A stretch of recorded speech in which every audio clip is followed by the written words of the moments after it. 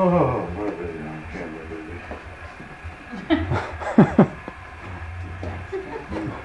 Oh, take a picture.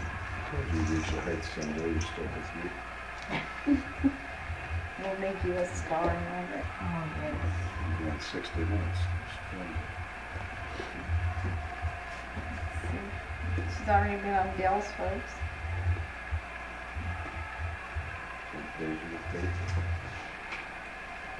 So this is no different than the dark chocolate. It's just The way we do it. same thing. Yeah, right. Just We're just, the demand is so much higher on the milk chocolate than the dark.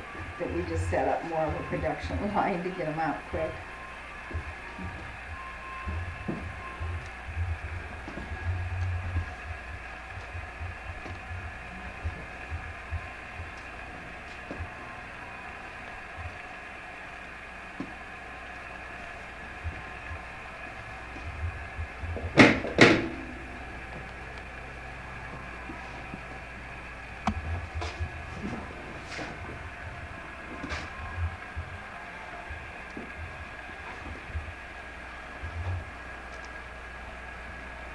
Fine, okay. I did that one that time.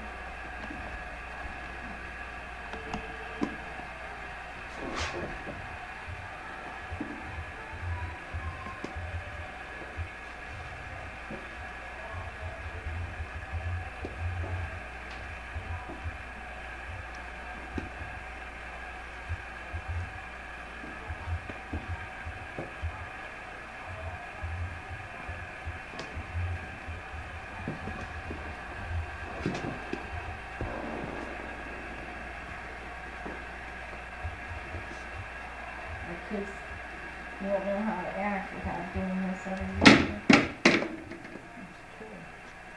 So your kids have been doing it for a while, huh? They sure have, ever since they could possibly, since grade school, right? Probably since the 6th grade. They all went to St. Mary's. That's right. And after school, that's exactly right. Yeah. Everyone down to the store after work, Marshmallow. Oh, God. Yeah, I forgot about that. John would walk down, Oh, Mason yeah. would walk down, Amy would walk down, Jeremy.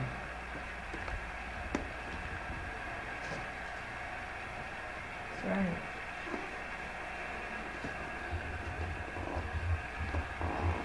I think we got a surprise for them Saturday. They just don't know yet. They're all working.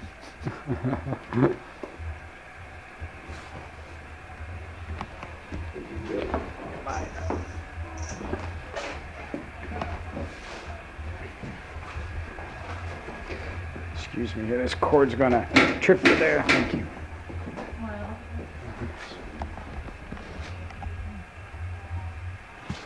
just about done. My back wasn't gonna hold out much longer.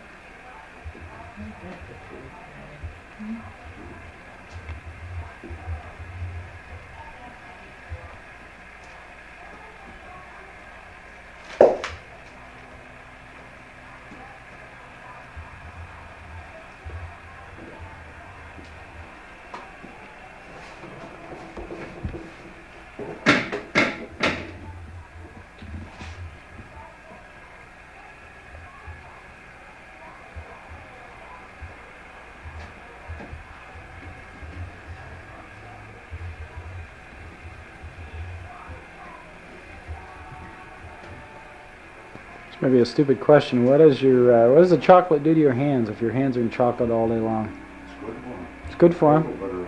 Cocoa butter? Sure. It's good for your skin. Absolutely. The right hand, Margaret's right hand that she tips all the time is always smooth and soft. I don't think it does anything to it.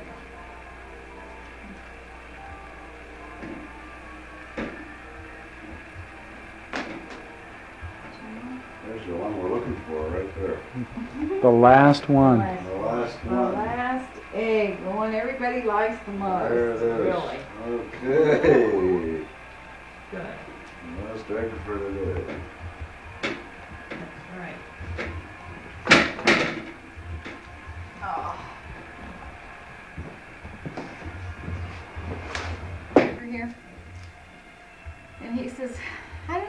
but every candy maker I ever had, cranky.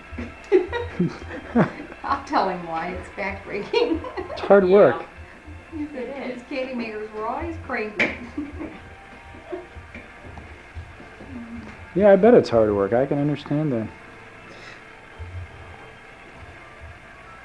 You were the one that got that phone call, right?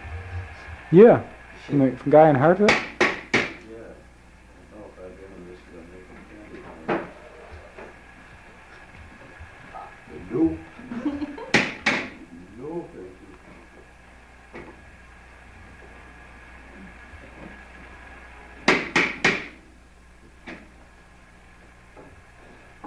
Make it for myself. Oh. That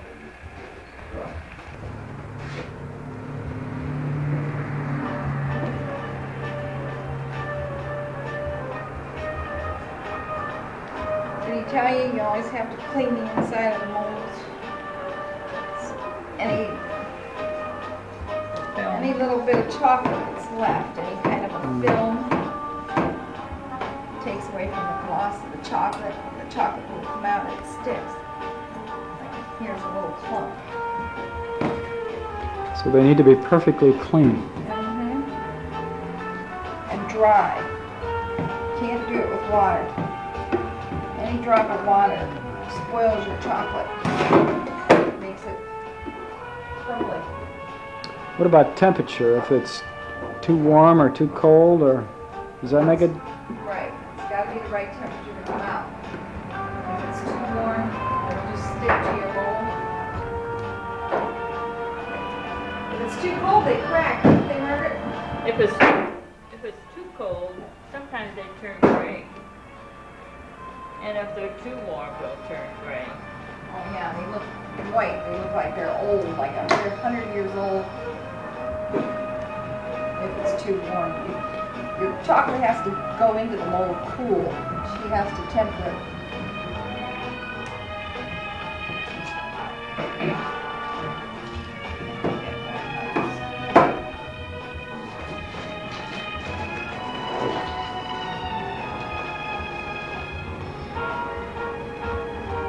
That's why these people that teach you how to make candy, Yeah.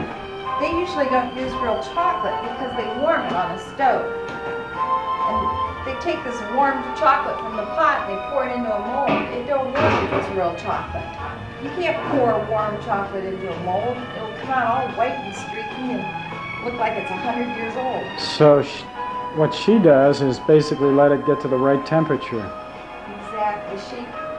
See, she keeps two piles going. This is the pile she dips from. She pulls that pile out here and she lets it cool.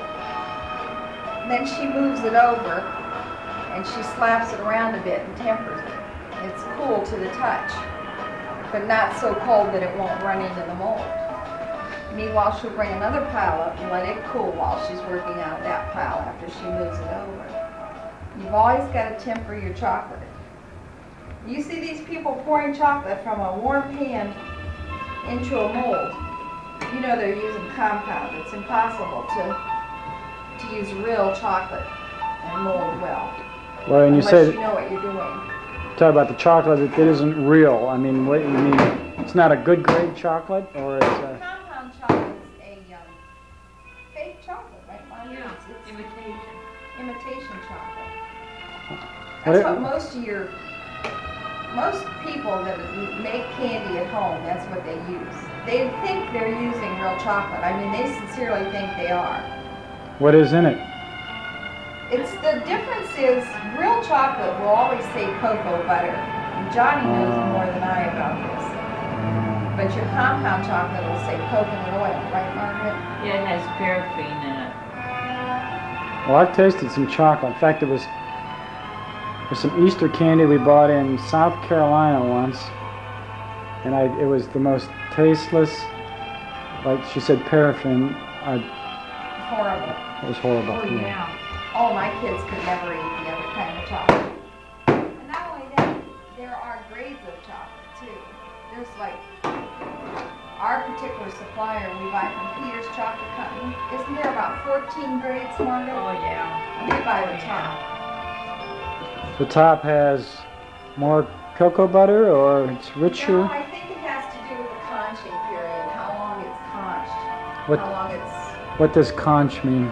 Conching, I think, is the mixing. Stirring? Yeah, how long it's... and Johnny knows more about chocolate than I do.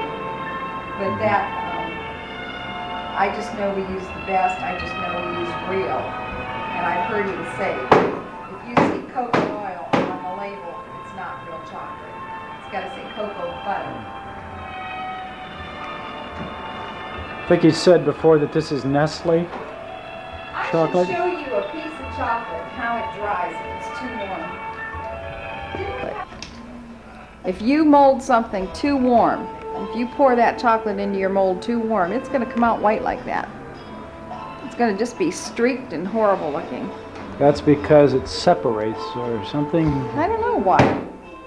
What's Too- the reason, Margaret, What? that the chocolate gets a white speckled look when it's Well, warm? it's warm. That's why.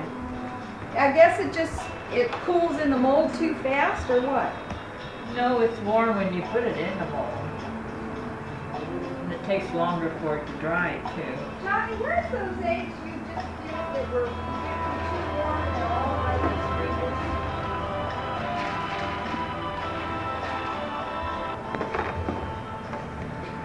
Now, are these a special order, or are they going? Yeah, I have a 10 dozen ordered from Bordner's for these. But we're making them for retail also right now. Going up to Herbie's Heroes. Uh-huh. One last time. How does it make you feel doing it for the last time? For one last time. Well, both sad and happy.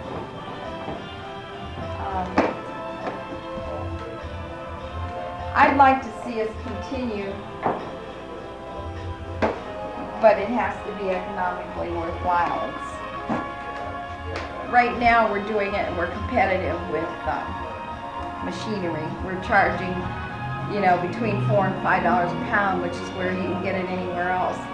But basically, the way we do our product, all this hand work, we should be getting $12 to $20 a pound. I don't want to do it for nothing anymore, you know what I mean? I guess I'm glad we're not doing it anymore. Well, you have to make it worth your while.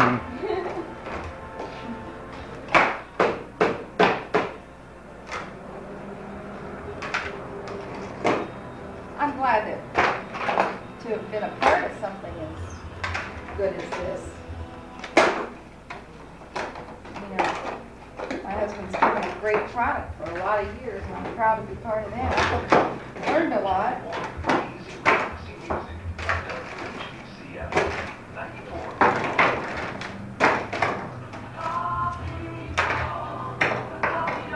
Now, these wouldn't come out if they weren't cold enough.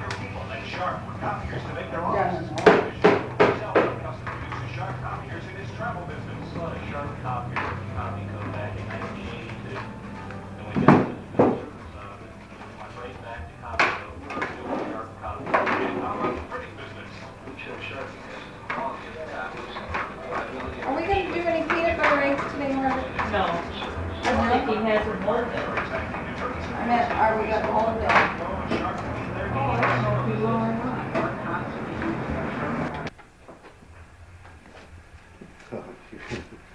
You're just trying to get the damn paddle on.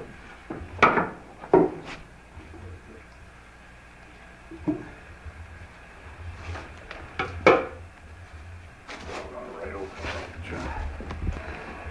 This only happened to me once. I get a lot of company, especially when we're open downstairs. Yeah. I get a lot of company up here. When I'm making candy, when I'm actually making, okay, don't talk to me. Leave me alone, if you understand what I'm saying. Sure. Because it happened to me right there one time. A salesman came up, he started talking to me, I lost the batch. I like when Ooh. oh my God, was I mad. But I lost the whole damn thing. He's standing there talking to me. You know, as I say, there's a time that I'll talk to you fine. Mm-hmm. But I'm in the middle of a boil or right. That's important. Yeah, exactly. And it takes my total undivided attention because I have to watch, you know, what I want or what I'm trying to achieve at that time. And I'll never forget it as long as I live. I was right there. And I lost it. And I just, I couldn't take it out of him. I'm sorry. I go there constant, I know, but you know, you don't want that to go down in the annals of posterity. Different grades, yeah, is in the conching number 1, which that's just the working of the chocolate back and forth, back and forth. That's when it's in like a liquid state. Right, from the bean down. They grind the bean down, okay, and it's just the conching, boom, boom, boom. You'll have different mixtures of different beans will achieve different tastes in chocolate. Oh. It's just like coffee beans. You know, you get a coffee bean from one tree and a coffee bean from another tree. So it depends where the... Where the bean is grown, yeah. Oh, Yeah, that much of a difference. Oh, sure. And they mix different beans for different flavors of chocolate. And then again, yeah, viscosities, the thickness of the chocolate, you know, they'll put more cocoa butter in some, less cocoa butter. If you want a thicker chocolate or lighter chocolate. Mm. You know, a dark chocolate has more chocolate liquor, actual chocolate in it. Chocolate liquor is the first byproduct of chocolate beans, liquor. I mean, when they heat it, this is something... You see the baker's chocolate you buy in a store? Yeah, It's very yeah. bitter. That's chocolate liquor. That's the same thing as chocolate liquor. The chocolate liquor. But that is the first product off of chocolate. And then the more sugar, and with milk chocolate, it actually has milk in it. Now, expression. Okay, well, I'm glad you explained that. Hmm. You're making a documentary here. What always gets me mad is these home candy makers get the same price for their candy that we sell it for. And they're giving you that compound crap. It drives me nuts. Well, it's not as... You'll know the difference when you eat it. Yeah. Trust me. All you gotta do Some is- people don't know it unless they Well, no. they eat it right next to yours. You know what I mean? If they have a piece of the compound, no, a piece of yours, then they know it. You cannot hold that in your hand. It'll melt right away. Oh, If it was compound coating, okay, you can hold it in your hand. do they put like paraffin or something? No, it's coconut oil or palm kernel oil is what's in the product. Here's cocoa butter over here. I can show you cocoa butter. Cocoa butter is a byproduct of chocolate.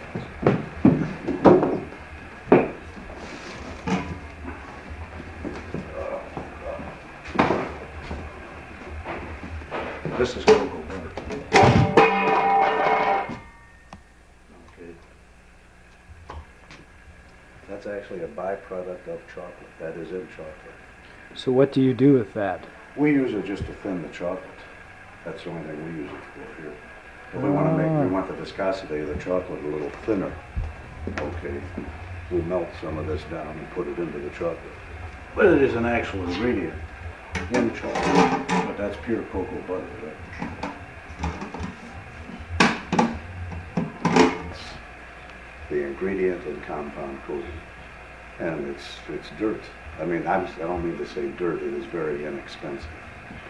You know, Just not as good. oh Lord, no. I've had, in 18 years, I've had one case of compound coating in here. One case, 50 pounds. 40 pounds of it went back with the sale. That's true. Yeah. But that's how you build a reputation, I guess. You want to learn how to do this? Yeah. Normally, this is an 80-pound bag. Sure. Just cut it in half. I don't even want those around.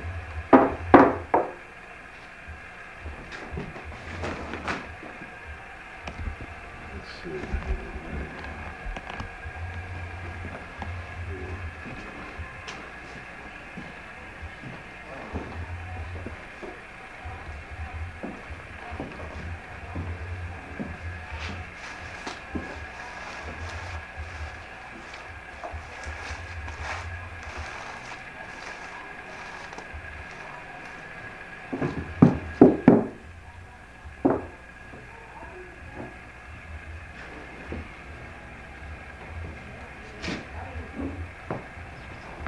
And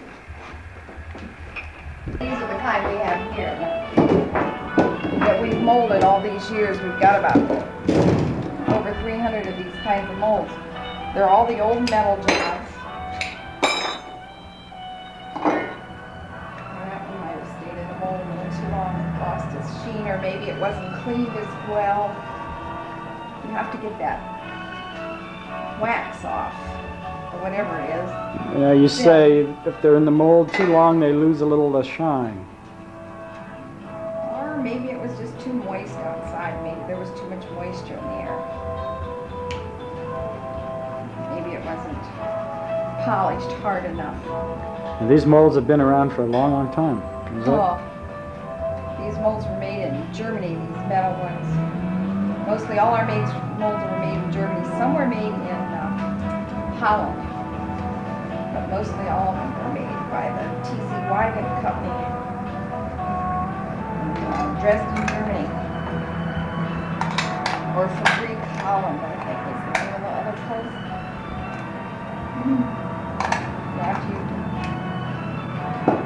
You gotta clip it back together.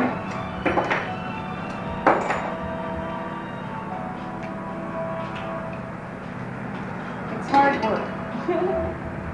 Molding.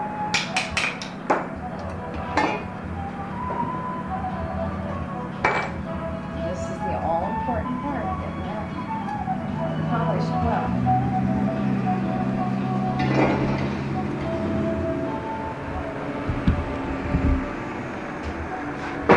No moisture whatsoever. And you gotta clip it back so she can refill it.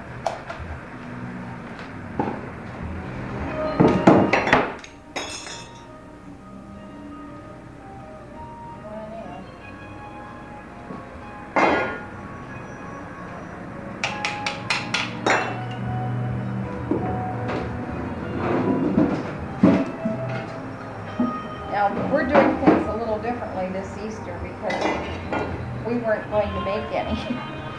But normally when we mold for a solid week. We have a crew. We have a giant marble table set up. And we have 2 people filling the molds and about 5 people taking them out like this and polishing them, sending them back through the line to be remolded.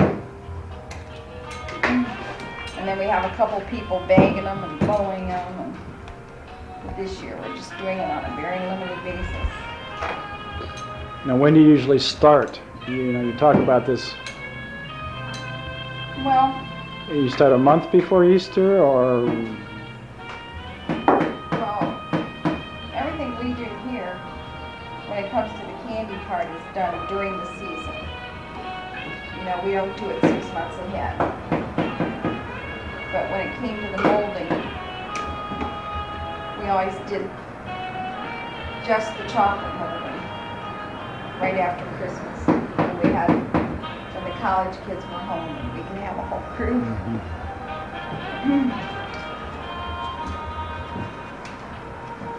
But, and like I said, it took a crew. You always like to have boys so they can lift the heavy pots of chocolate and bring it in.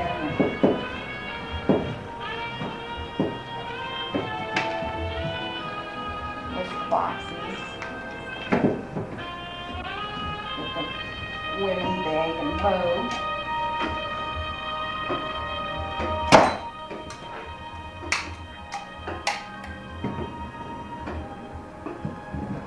See, if we had a crew set up, that would be put on a tray and sent over to the table where the girls are working with bags and bows.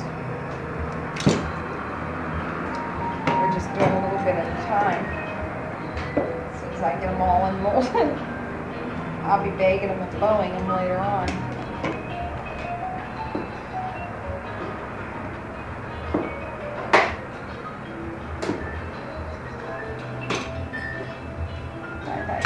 Take a look at what you call your multiple ones. We have little boys, little girls. We have a little boy who's bawling. We have doggies. We have Scotty dogs, bulldogs. We got the Boston Bulldog, the English Bulldog. We've got the puppy dog. We've got two kinds of Scotty dogs. We've got bunnies driving cars, bunnies holding bunny babies. We've got shoes, old lady's shoe. We've got an Egyptian head, champagne bottles, you name it. We have the molds. I think John was saying you have something like 340 different molds. About that many. These old metal tin ones. This whole process that nobody does anymore. I need a knife,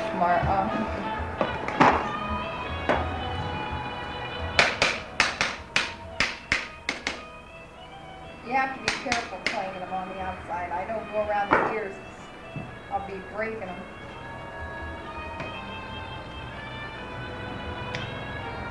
And all of this is going to be sold. Sure All your is. molds. Every bit of it. Oh my gosh. I'm keeping the bulldog, the English bulldog, and then I have a Boston bulldog that I'm going to, I'm trying to locate the family. Every year they came in to buy this Boston bulldog from us. They always said, if you ever sell, please let us know. And she was a young girl I knew and was good friends with. She died of leukemia. And I've called her parents a couple times because I can't remember her husband's, her children's name. And I want to find the guy, and I'm going to give him the Boston Bulldog. Other than that, everything else goes. Kind of would like to keep the cow. There's a cow, but I don't know. Well, we hope to be able to. Make me think of this too much, you know. Well, we hope to be able to buy a couple for the museum just to put in the collection. Cow, I love the cow. My boy Jeremy loves the speedboat with the man and woman in it. Everybody has one. Which one, Patty? The big speedboat, Oh, yeah. that's Jeremy's favorite.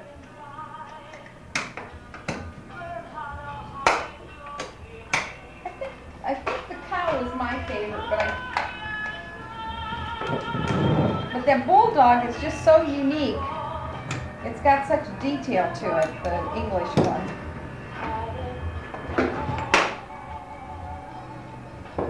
Yeah, Clementine Orfaszewski was her maiden name. She's her feeling. I want to get that Boston bulldog again.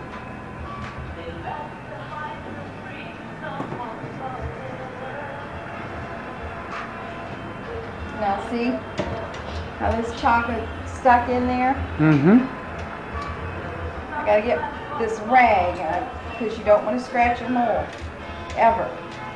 So anytime you get that chocolate out, you've got to be pushing and digging with your rag.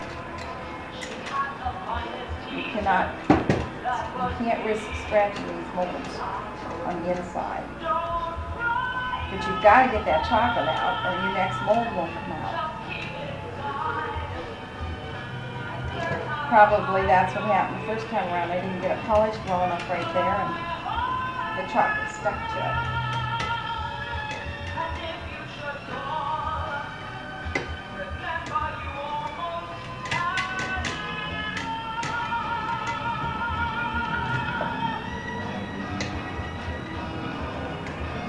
Can you imagine doing this 8 to 10 hours a day, every day for a week? All Oh, day long.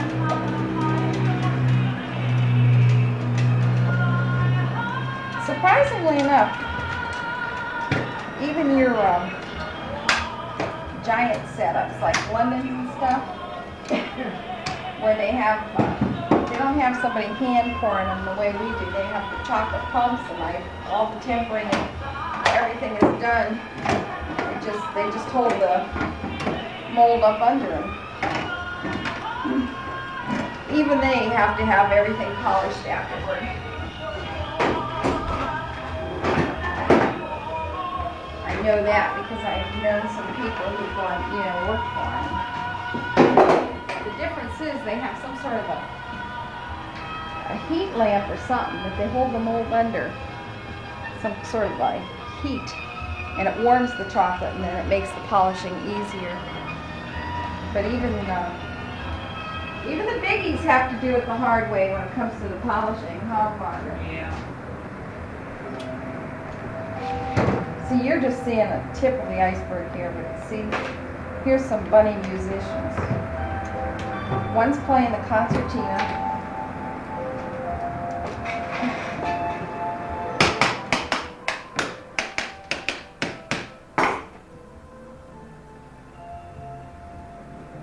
Just don't want to open, Margaret. Has it been in the mold as long as the others? What's that? The musicians. Let me see. I have to get that knife with this drawer apart. Oh. Well, it is, you know, not you, but personally, yourself, you know, you tend to take it for granted because it becomes so mundane, you know, repetitious, that you take it for granted. But, you know, it's a definite interest to somebody that's not familiar with it. You know, I always enjoy somebody, I'm not saying I know what I'm doing, but when somebody thinks they know what they're doing, it's always a joy to watch them work.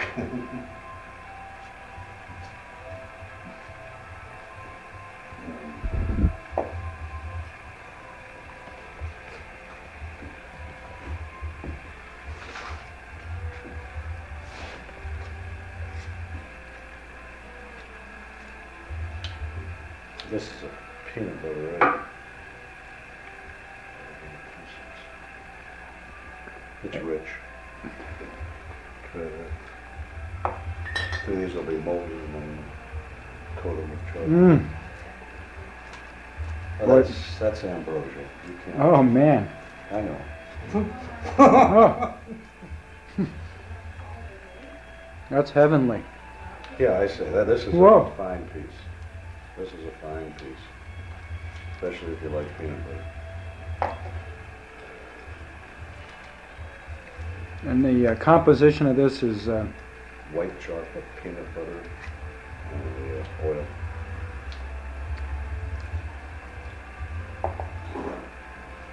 man, oh man. I altered the recipe when I was doing it.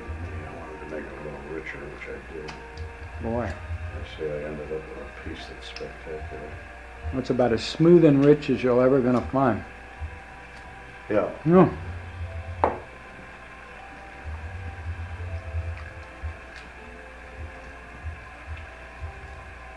This one, take it home, has to be kept cool. Not necessarily in the icebox, but What kind of peanut butter do you use? Just just right there, it's over there in that tub right on the end. nothing special about it, just Yeah. peanut butter. Peanut butter, smooth. I don't want to make it crunchy, just a regular smooth peanut butter.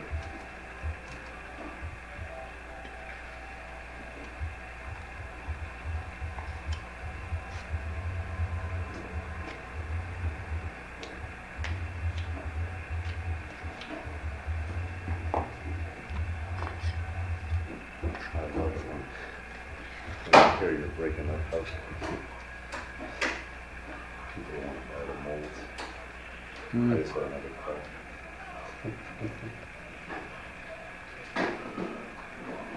Yeah. Would you like to sell, I mean, if you had somebody buy the whole lot, you would do that, or is it Well, going to be auctioned off regardless? It's going to be auctioned off, and turn that thing off.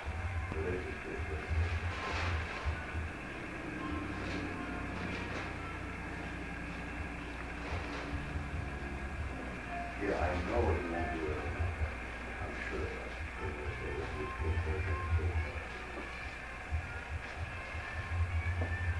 Probably 4 to 5. All that's used for is just to separate this. It's got a high melting point on it.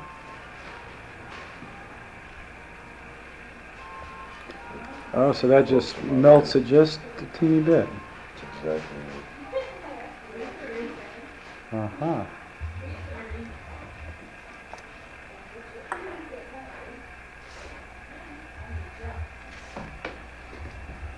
I tell you, I'm so glad I'm getting this on film. This is just terrific. Yeah, I wish I was making some cream eggs because that's fascinating to see that also. I just, it's a limited, a limited production machine.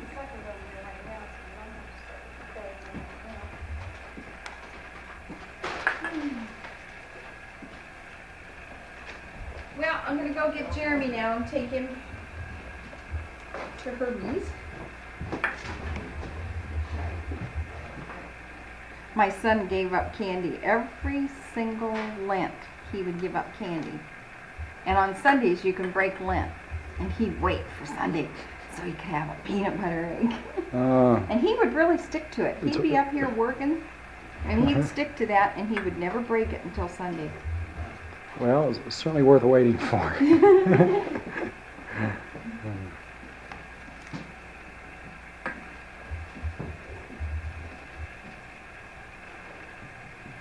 John, you're doing a great job. Thank you. I figure I might as well take Margaret home right now. Oh, what did you do? Showing this antique ice cream thing.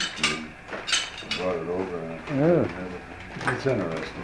Yeah, I'd like to take a look. It's a square Yeah. ice cream scoop. I'll leave you 10, Oh, and then you okay, can Bill. figure it out. Okay, yeah, that's fine, honey. Friday, right, Margaret? Yeah, right. And then, Hey, John, empty my chocolate. sure, I'd be glad to. I'll let you know Friday about Saturday. I might get a couple of trays to do, call it Well, you were mentioning the museum. We're just going to make sure we're down here and get a mold or a few molds or, just so we have a little something that, I had mentioned to Margie, there's a document that I can get my hands on, it's not mine, but they had wanted to sell it, and I say, the original land grant, it's either to James Duncan or Thomas Rudge, signed by, I don't want this on there.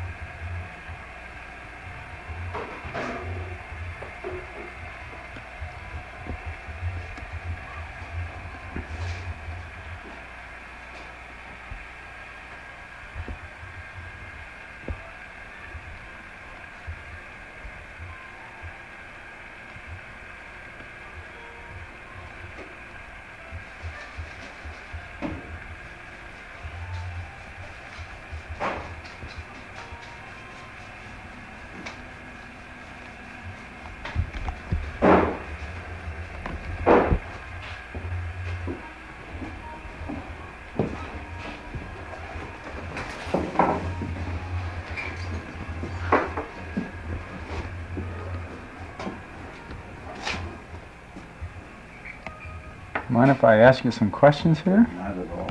We have no,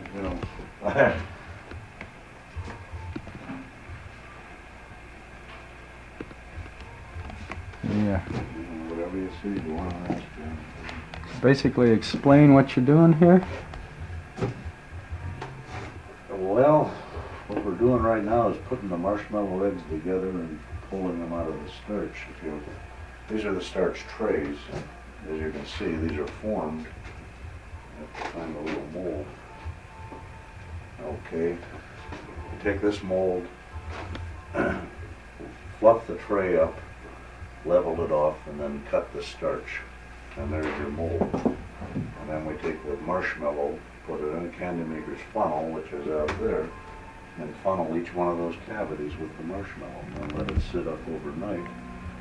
And put them together the next day, which I'll show you that as soon as I get these poles where they're flat. And then we take them in and dip them. This is the same way it's been done for probably about 80 years in the same location, the same way. The only thing that the starch is used for is a forming agent. That's what gives it its shape. So the starch is just a mold. Exactly. It's used just for molding purposes. You know, to give the shape to the candy. Now, how many are They you? say it'll sit up overnight. How many are you making? We'll make as high as 15 to 20,000 of them in a season. When we get closer to Easter and past years, we'll be running 3 batches a day. Excuse me.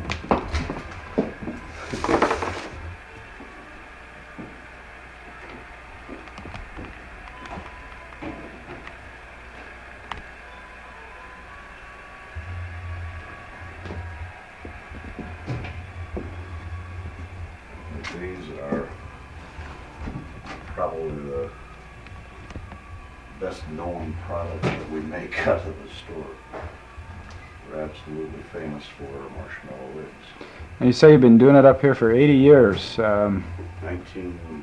was founded in 1902. And they have been making marshmallow eggs as long as my memory will serve me. Margaret could probably give you more information on it than I can, Yeah. as far as how long. They are definitely a unique item to this area.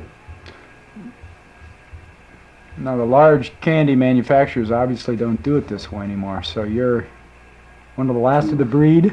Amen. Too time consuming, man. Yeah. It's all time. It's all time. And The big ones just, you know, don't take the time. They can't take the time because time is money. and you learned this just when you purchased the store, or did you know it before, or how I did? know Marshmallow from chocolate, to tell you the truth. When I first came in here, I had an old man up here, an older man that was a candy maker, and I worked with him for several years in making the candy, and he taught me quite a bit. But there's certain things that he won't teach me, so a lot of it was by trial and error through the years, you know, perfecting the recipe. Yeah.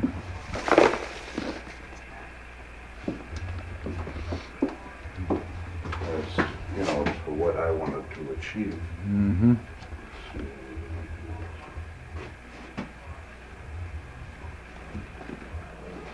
Margaret, can you do me a favor? Check in here and see if this tape is moving. It indicates that it is, and I think. It's going so slowly, but I guess that's normal. It might be cold. Well, I said put it on slow speed, so we'll have a lot of. On slow, it's better.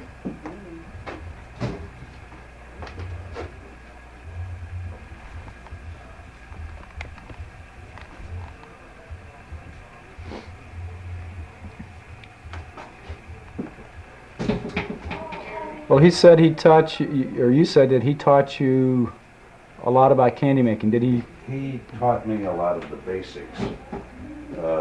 Candy making, I can give anybody the recipe. It's same as cooking, okay? It's more in the flick of the wrist, Yeah. knowing when to add what. What ingredient, of course, these are standard ingredients in here as far as that goes, but it's knowing when to turn it up, when to turn it down, and when to stop it. to catch that fleeting moment of perfection. But that's something that you learn or you acquire through the years that absolutely can't be taught. You know, it's just like mother's spaghetti sauce. Try to make it sometime. You can't do it. You know, it just comes through experience, John. Yeah. That's the way to put it. Now you've got a whole. You put two halves together here. Exactly. See, here's the halves right here. As soon as I get these pulled, I'll rearrange all of these trays. Okay. And then I'll start assembling them again. Oh. That's what I've done. And I'm just cleaning these out, and then once I get all of these pulled out, then I'll start putting them back together again.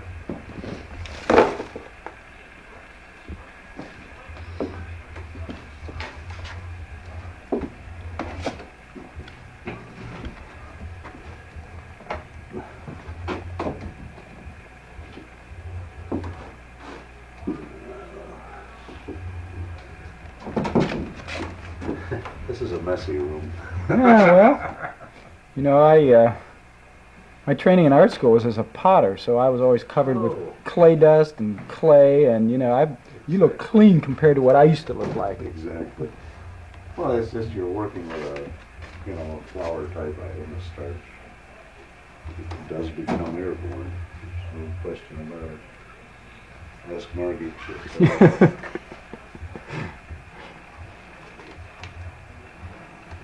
You ought to come in when we're sifting the starch. This all has to be sifted, through a fine sifter, something like that. When you're sifting it, it's just, whoosh, you come out of here looking like a ghost. The starch is just pure cornstarch, is that? It's actually a molding starch. It has an olive oil in it to give it a consistency, to make it a little stiffer. But it's basically a cornstarch, but they add an olive oil to it in the manufacturing of it, but that makes it stiff that it will stand up and hold a form. Okay, now this candy making technique, is this a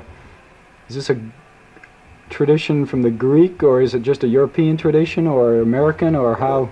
As I was explaining earlier, the old type of confectionery restaurants that you have here was a very Greek tradition. Anytime the Greeks would emigrate to this country, they normally came in and filled this void, or I won't say void, but they filled this area of assimilation into our society. The Irish came into the railroads, the Italians came into the coal mines, and again, the Greeks, being more entrepreneurs when they came into this country, this was their field. They used to have them all over the country. You had a little candy store, which all of us can remember, that had a few years on it with the candy store and the restaurant. 90% of them were started by the Greeks. But it's very labor intensive. Everything that's done in this store is done by hand. I have 4 kids, and all 4 of them, since say about 11 years old, started cutting their teeth down here. There isn't any of them that can't come in and perform this function that I'm doing right now from start to finish. Which they've all, every Easter has been a family job, so to speak. The kids, when they were in high school, after school, they were down here at the store making marshmallow eggs, dipping marshmallow eggs, bagging marshmallow eggs, molding chocolate, going downstairs selling it. But they say, since they were about, each one of them, I'd say 10, 11, 12 years old, they were down here working. Now you're just putting the halves together now, That's exactly right. Yeah, it's tacky, the surface is tacky, so they stick together real easily. Now you got to get those at just the right time, I assume. That's exactly right. That's exactly right. You let it sit for a couple of days, you have a problem because they are not, tacky enough to stick. And you get one chance to align them. If you understand what I'm saying. Mm-hmm. If you miss the proper alignment on them, you have a misshapen egg. So you get one chance to flip it and turn it. Now the marshmallow is, you make that out of, or can you explain how you make that? Sure. That's made right over there in the kitchen. It's sugar, water, corn syrup, gelatin, flavoring.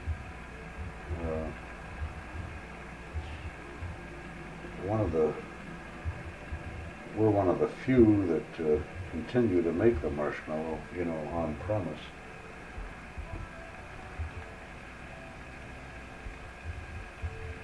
It's probably one of the easier items that we make in the store. But, as I said before, everything here is labor intensive. By the time this thing gets to the customer, it's probably handled about 5-6 times. Mm-hmm. From actually making it, putting it in the starch, putting it together, dipping in, bagging in, which you'll see us dipping here in a little bit.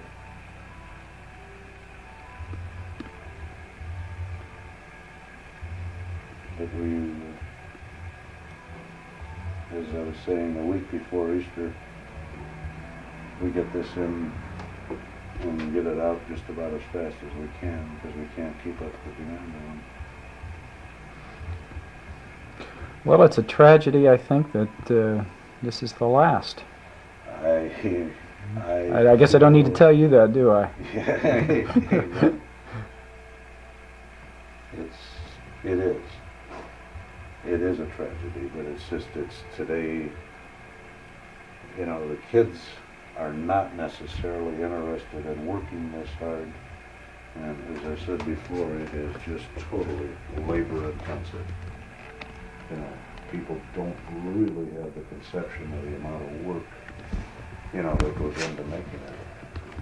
Well, I've always brought up with the idea that good, hard, honest work was good for you, and it's, I guess you can't make enough money, or the competition is too much today. Is that what it is? Well, the competition would be one thing because in this type of work, okay, you are in competition with a machine. Everything being done automatically today. Where here, everything is done by hand. And the way I tell that story is like trying to put a horse and buggy, in a race with a Corvette sports car. The Corvette's going to win every time. On the same line, it's still nice to see a horse and buggy from time to time. That's exactly right. That's exactly right. I have to be a little careful now because I know you're recording this. You know what I'm saying? Well, I can always Yeah, I know. I won't. fix the tape here. For posterity, I won't. Be careful. That's exactly right. That's exactly right. But it's just, as I say,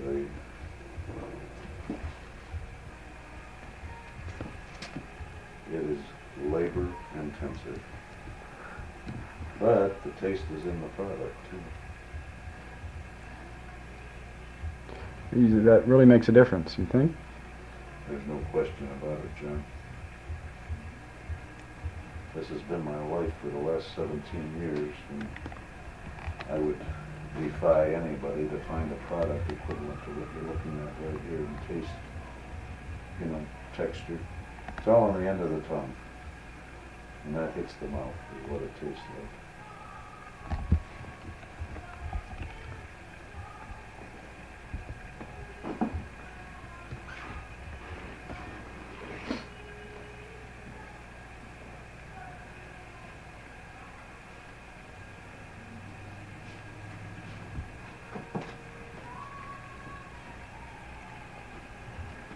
Notice how you just pick that up with one finger and flip it over.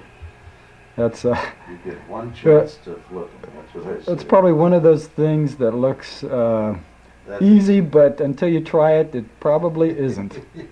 You know, that's exactly right.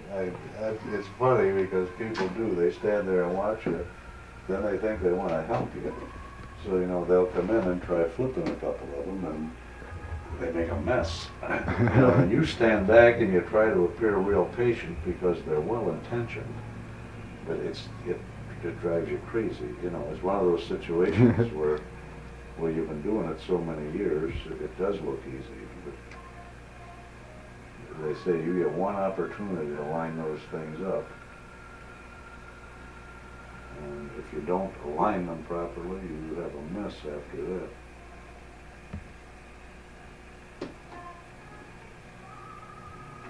Well, I'm really glad we got a chance to record all this. I am delighted, you know. This is just terrific. I regret that I didn't do it 5 years ago, but It's a tragedy to see the thing lost, you know, to the community.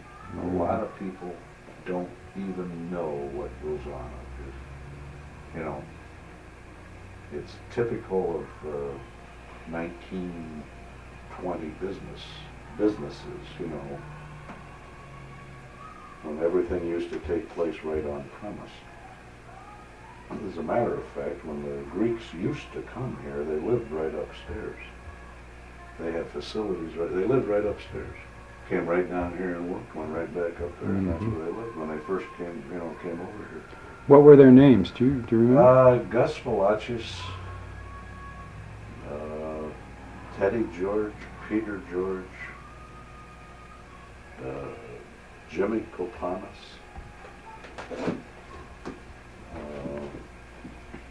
Margaret may remember some of the other names.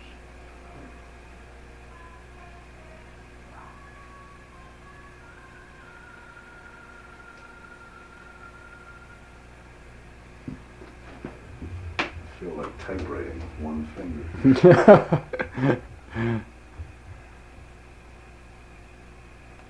Yeah, if these walls could talk, wow.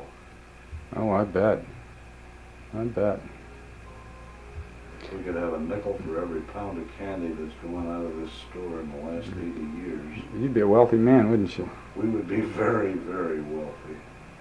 Well, you've I'd made... hate to even venture a guess. I mean, it'd have to be in the millions of pounds. You know, through 1902, almost 1990 years. Well, you've made a lot of people happy, you know, that's... Oh, sure. Well, It's great. I followed a tradition that had already been set. That was,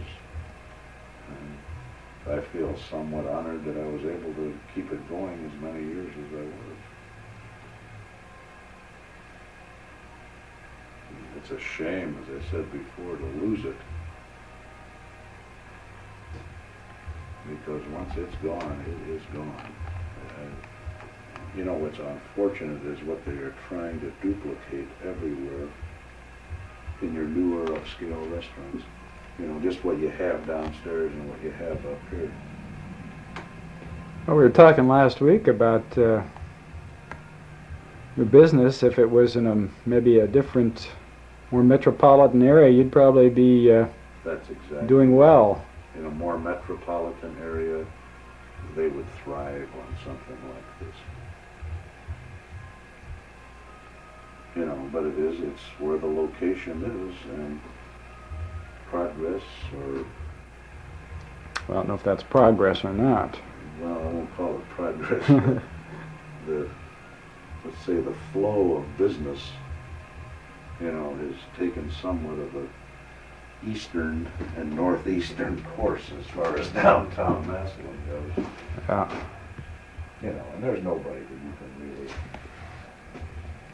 focus a blame on, so to speak.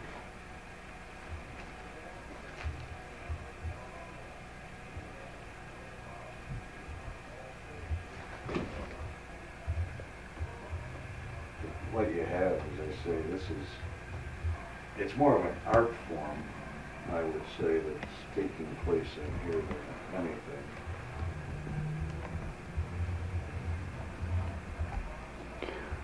Well, it's one of those things that's steeped in tradition, and that's why it's, for me, it's sort of sad to think that this is, I guess, the end of this. It's, as far as I'm concerned, unless somebody comes riding down Lincoln Way on a big white horse with a big white hat and a big white suit with a big white satchel full of money, wants to save it, you know, it's still here. No. But I don't think that's going to happen.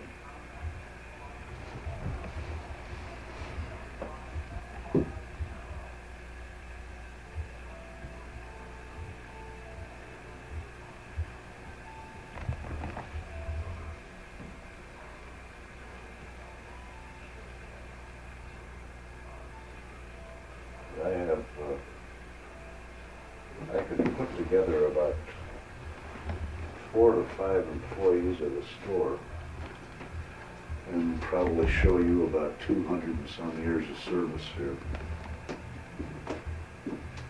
Margaret, who I know will be coming up on the tape shortly, has been down here over 40-some years. And you take Bertha, she started here when she was 14 years old. She spent close to 60 years here at the store. Helen, who was one of my cooks, was here 40-some years. And Madge downstairs was here 45 years.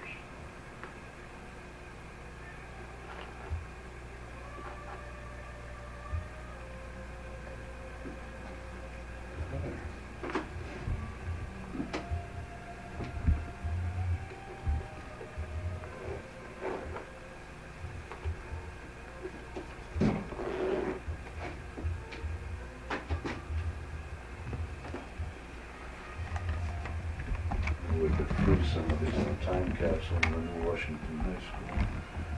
The old one 50 years later. Well, we've got it on tape here, and that we'll keep that forever if we can. That would be great.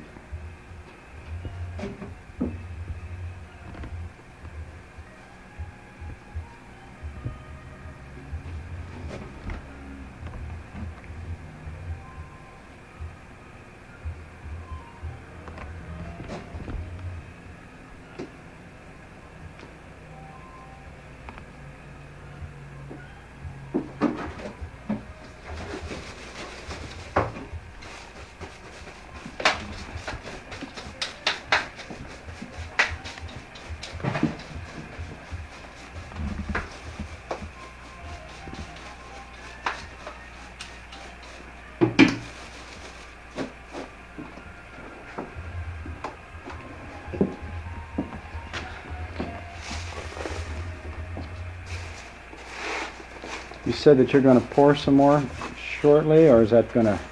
No, we're gonna dip, John. Oh, you're going to As soon as I dip? get these pulled, yeah, we're gonna dip. Ah, No, I'm not gonna make any more marshmallow. I got a bunch of... dip. Okay, I didn't quite understand that, I guess. Yeah, no, we're gonna dip. These get dipped off today yet. We have to dip some in dark and then some remainder in light chocolate. No, she's got the chocolate in the dipping room in there. Ah, And we'll set up in there. You know, you can get some shots of us dipping them or Margaret dipping them. okay.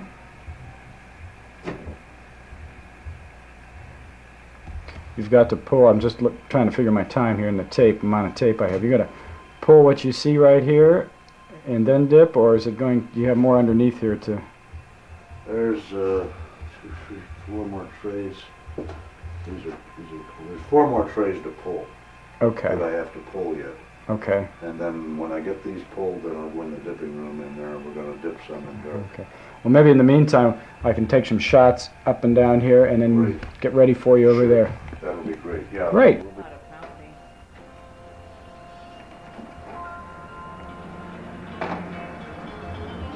What do you got here? These are These are cashew cashew eggs.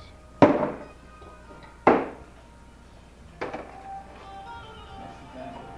The second best seller in the sugar bowl is the cashew eggs.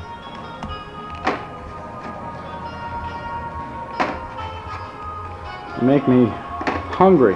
The smell is I great. know, the chocolate smells so good. Do you still smell it after working with it? Oh, yeah. Oh, yeah? Now, John says you've been doing this a while. Is that, Yeah, it's been a long time.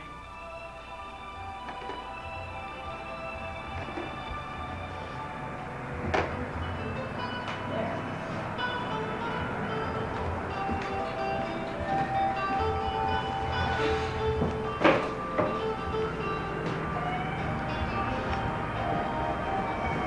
you've been working with these same molds?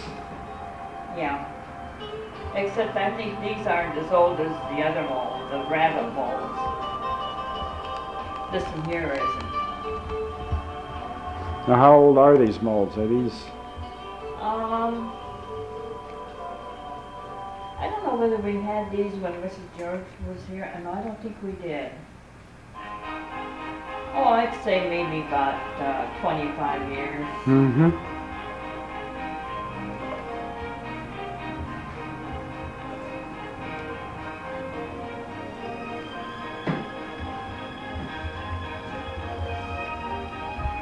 Now, can you tell me what you're doing with the chocolate here? Oh, I cooled it. I poured some over on the other side. Take some hot chocolate out to cool while I work with this in here. So what you're doing is really getting at the right temperature. Yeah.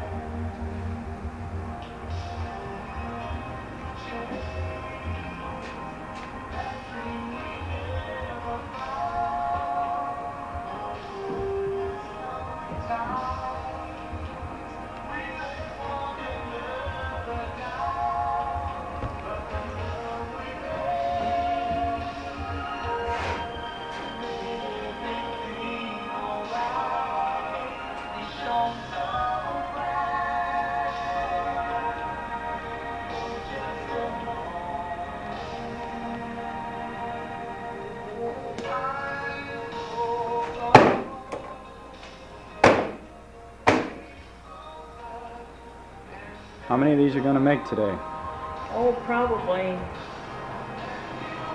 Oh, maybe about 300, I think. Now, how long have you been doing this? It's been...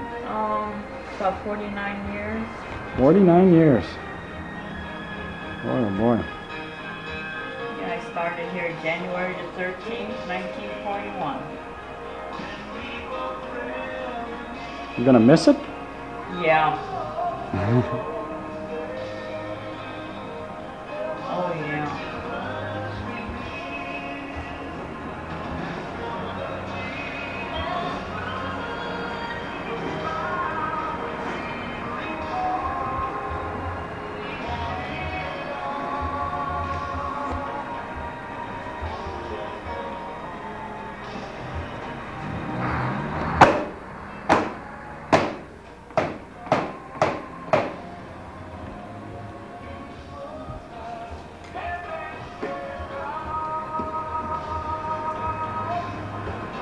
Now this vat of chocolate here is, I assume, heated underneath. Is that? Yeah, it's electric. It's electric, so it just stays a It constant. just stays, well, you could, the temperature regulators on my side, I could put it on warm, medium, or high. It all depends what I want. Sometimes on low it doesn't stay cold enough, hot enough.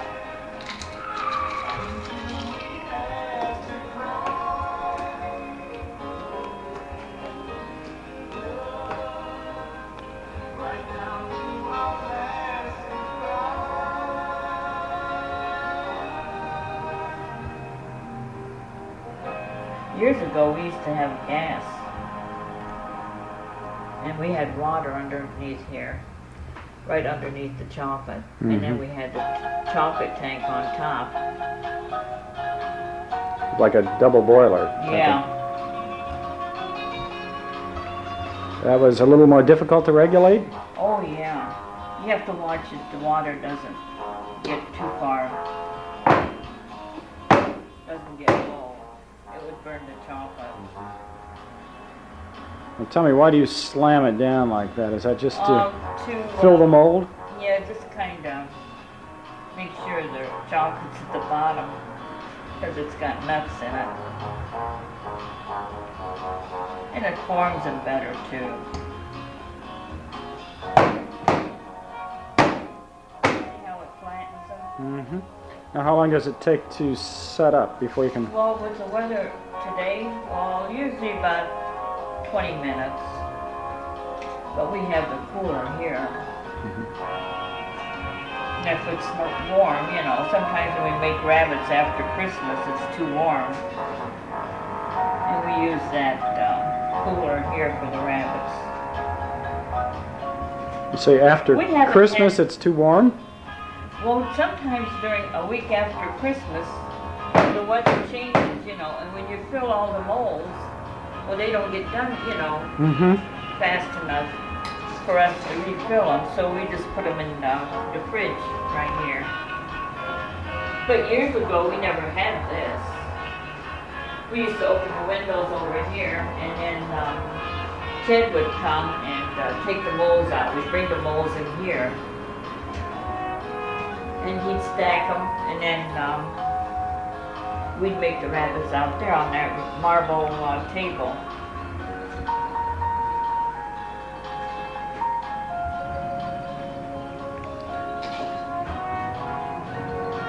You're pretty good here at picking up exactly the right amount. Oh, sometimes.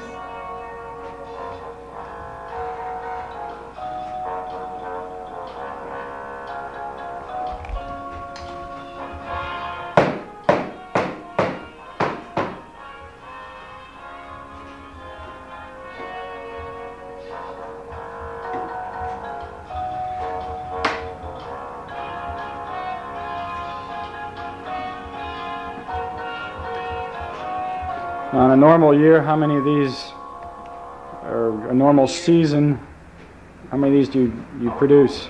Oh my gosh. Well, there's 150 in a box. Usually about,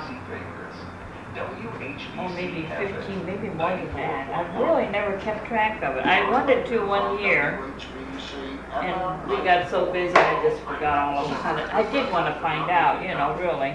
Because we always sell out on these. I mean, you produce in the hundreds, Oh, yeah. in the thousands? Well, It's hard, it's hard to say. Oh, I bet maybe 1,000 or something. I wouldn't doubt it. Now, where does the chocolate come from? Is that, On the chocolate machine out there, you mean where we order it?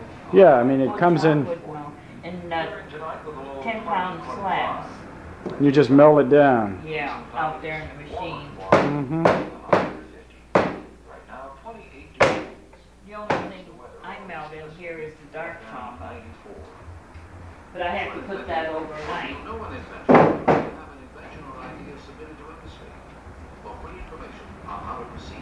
Call 1-800-727-ID. Invention Submission Corporation, one of America's largest invention service organizations, has an inventor's kit you can have free. It contains a form for recording your invention's date of origination. Do you have a favorite thing to make, a favorite candy? Get your free kit by dialing 1-800-727-IDEA. Is that a pretty That's 727. strange question? Yeah, well, Only have an idea for improving an existing product. I think I always love to make the lemon cream. The design on the lemon cream. Mm-hmm. Because it looks like a bow. When you're done, it looks like a bow.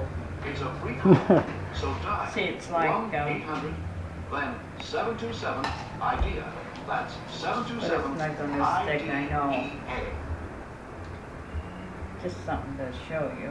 Nice and easy music continues on WHBC FM 94.1. See if it's hard. Oh, it yeah, won't set yeah. up. It won't set up. Yeah, I get the idea though. That's But that's my favorite in the creams. But I don't know. That's about the only thing I have a favorite to dip. And nut mellow is simple.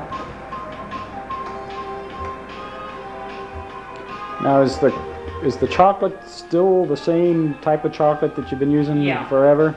Yeah. The quality's pretty much the same. Yeah. Is this an American Pure. Hershey's chocolate or? I don't know. John could probably tell you.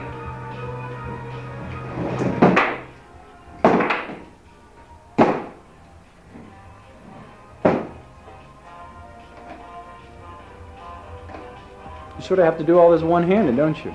Yeah. Keep from making a mess.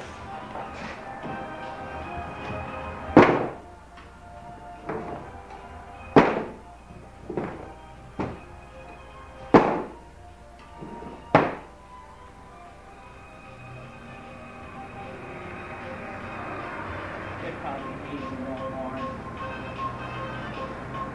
Imagine.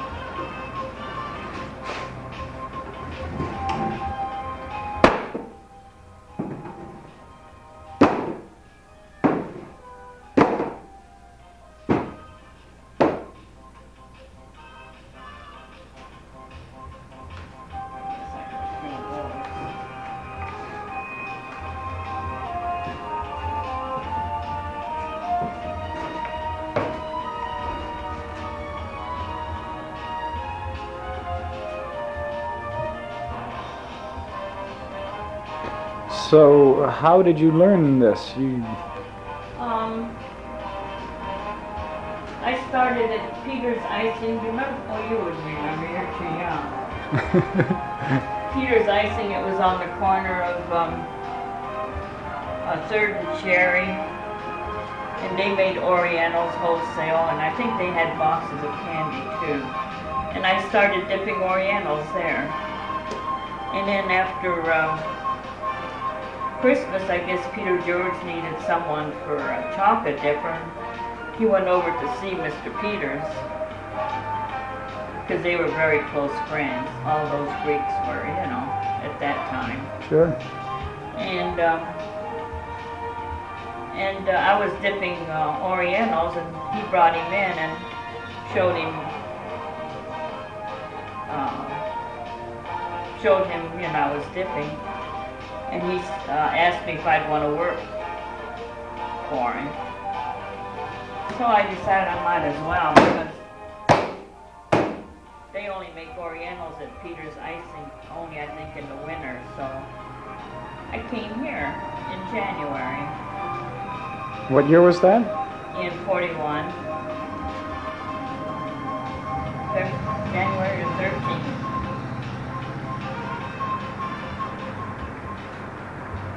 That's what I've been doing it ever since. Only here, when I came here, I had to dip all kinds of candy. Where over there, it was only Orientals. Can you explain what an Oriental is? It's just a fondant with dark chocolate. It's a cream Mm-hmm. and dipped in dark chocolate.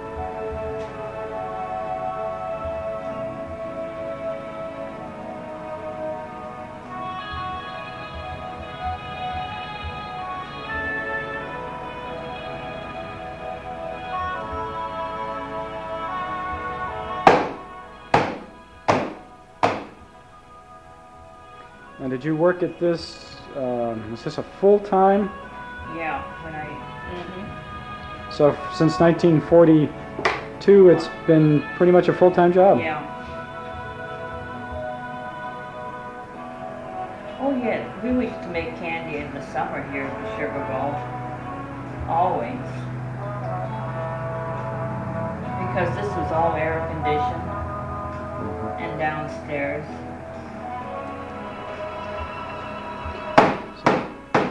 So how do you feel about this being the end of it? I mean, that must be a... Oh, it's sad, really. It's been here so many years.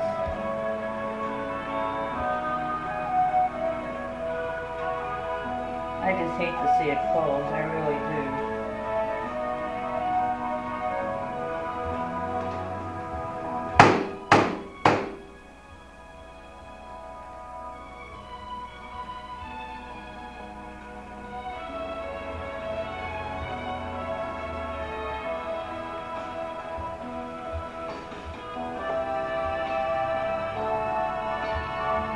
John was saying that there's really a quality difference between those that are made by hand and the things that are sort of cranked out in the factories. Do you? You know, I've never been to anywhere where they made it by machine, although first I had wanted me to come out to valves. I never ever got there. And to see their place. And do they do it? That's all done by machine. I think so, yeah.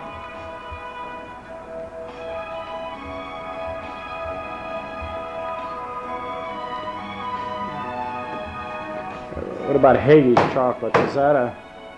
I think that's all by machine, except maybe their peanut clusters and cream clusters. I don't know really, 'cause I've never been there.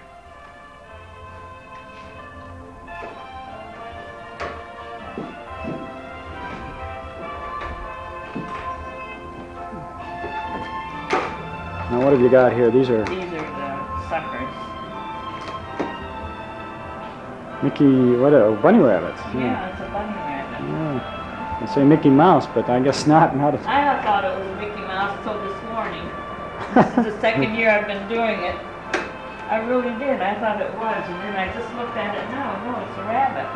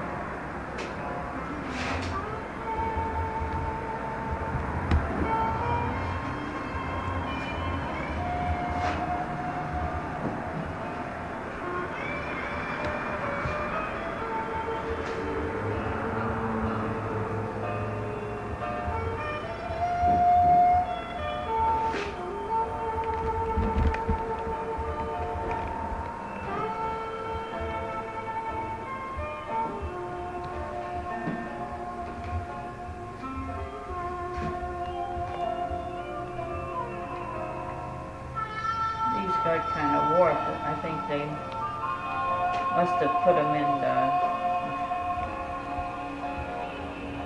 dishwasher or something out there last year.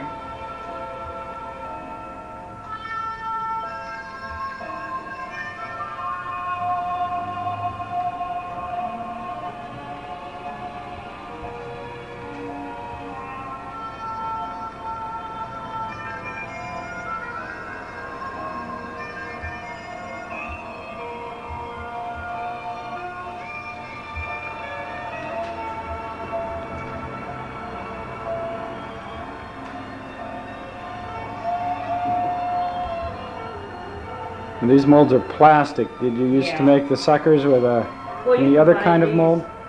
Oh, suckers? No. No. We just got these last year. This is the second year we've been doing these.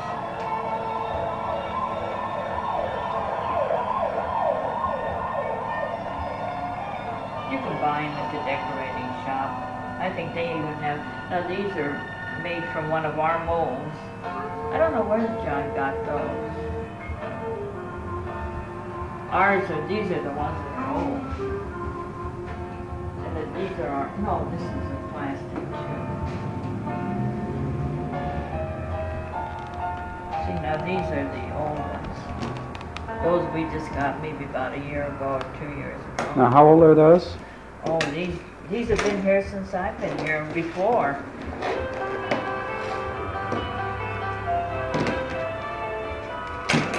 I imagine these are worth a fortune.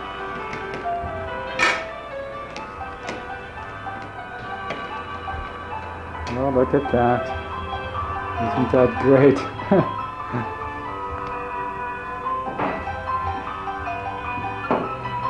Well, all this is going to be sold next I month. know. So, Yeah. well, we're at the museum. We're going to try to buy a few of those just to Oh, that'd be nice. keep them in the museum. A little history of the town here. There's a lot of molds that have to be finished or something. And it costs a fortune. I can remember Mrs. George wanted to do some, have some made.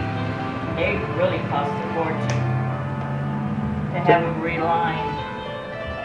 You say relined? There's some up there that are so old that What they have to be relined. what do you line them with? I don't know. A metal, sort of? Yeah, it would have to be metal. Hmm.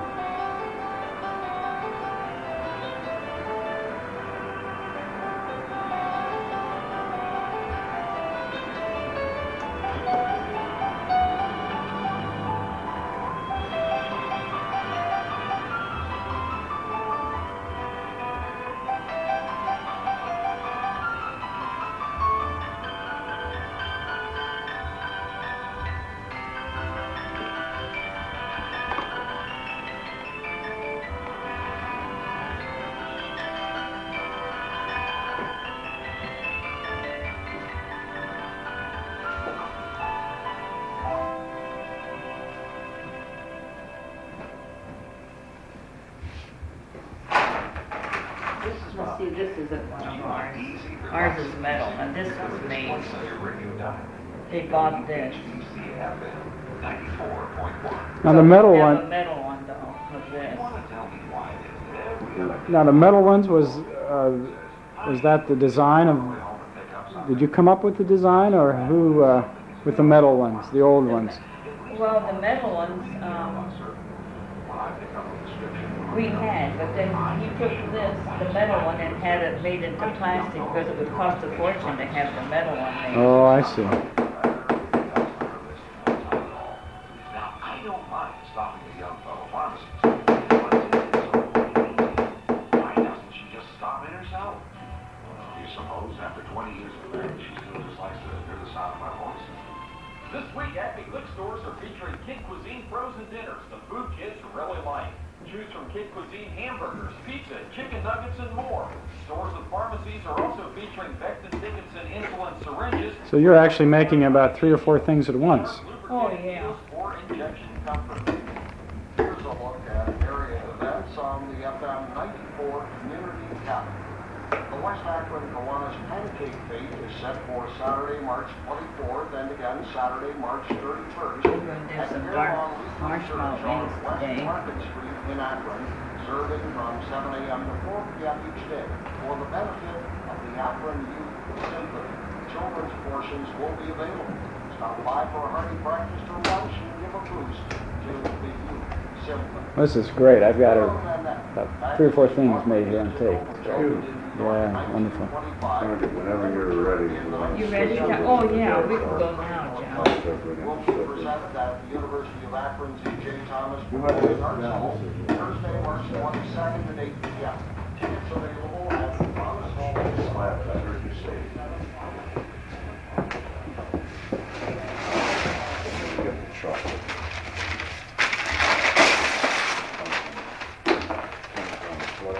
Oh, that's nice. Where does this come from? Nestle. Pardon? Nestle. Oh, nice. Nestle Chocolate Company. But it just comes in a big 10-pound slab. There's some put it in there. Well, you hold it a second. Okay. I can't put it on there, it's smashed.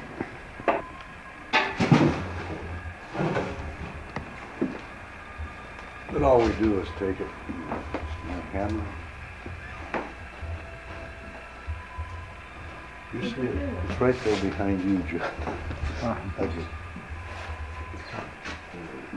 Sorry we there. just take the slabs and break them up. Oh, my. Boom. And this machine does what? It's a chocolate melter. It's a Melts it. thermostatically controlled machine. You have to be very, very careful with the temperature on chocolate when you're dipping. You'll watch Margaret when she works with it. She always tempers it. Yeah, I asked her about that. Just right. Yeah, absolutely. It has to have just the proper temperature. But this just all that does is melt it at a very low temperature, about 790 degrees, 90 to 110, I think. And how much do you put in there at a time? This will hold 400 pounds. 400 pounds? Yeah. How much is in there now? Probably about 150. Sort of take a peek in here. Sure. Up here. And that there's a agitator, or I guess that's not the word. Yeah, it beats it. If you want to, it'll just go around, but we just we're going to do the dark, or you want to do light? I didn't pull No, it. we'll do the dark, huh? Yeah, that's And what I'll move. yeah. I'll move the Yeah, I'll chocolate. bring it in and we'll do some dark. I didn't pull any for light. Oh, Should I pull some for light? yeah.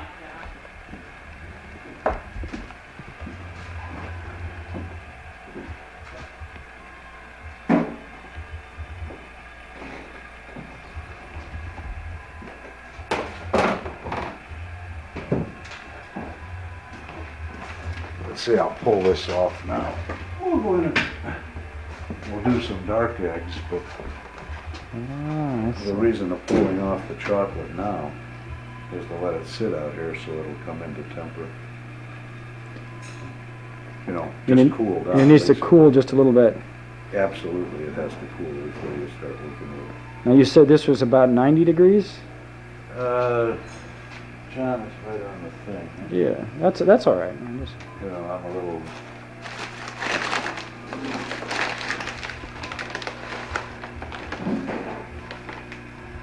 (115 to 120) you enrobe it or dip at 79 to 80 degrees.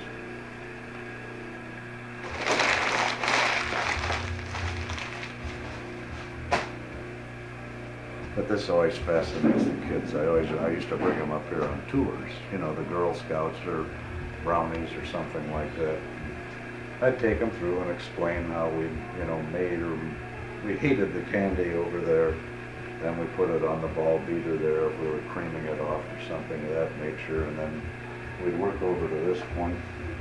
I'd go back and say, now, this is how we buy our chocolate bars here, and then they'd sit over there and look, and I'd take it back and pull out that big slab of milk chocolate. They'd look at that, oh my goodness. Then I'd give it to each one of the kids that they could, you know, take it and hold it back and forth. yeah. They'd always get a big kick out of it. Oh, that's great. So you've seen a lot of kids through this Well, shop. as I told you, you know, it's educational as far as I'm concerned, and Let's see this. I put that in there, and that's holding me up over here.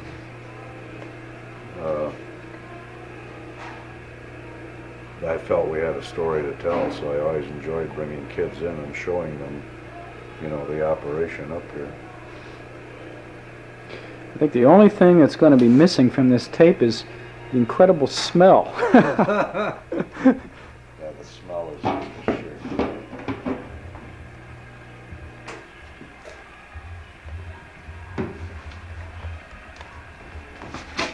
But they say chocolate's a food of the gods. Now we'll get Margie back in there and we're ready to start on those. She can put the nuts on. So what's going to happen here? She's I'm just cooling that. just now. cooling that. Just I see. I'll leave it sit there for I half see. an hour, and then it'll come down to dipping temperature where we can actually work with it. Because if you dip when it's too hot, you have a mess. You know, the chocolate's all streaky, you have the gray lines through it. Mm-hmm. The only thing that's happening, the cocoa butter is extracted from the chocolate. When you see a gray piece of chocolate, you know, you've seen a Hershey bar when it's gotten hot. Oh it turns yeah, white. yeah. That's the cocoa butter extracted from the chocolate. Ah. Huh. No, I'm going to go back into the dipping room. Okay, let me get out of your way Yeah, here. I don't know what direction I I gotta get set up in a minute for these.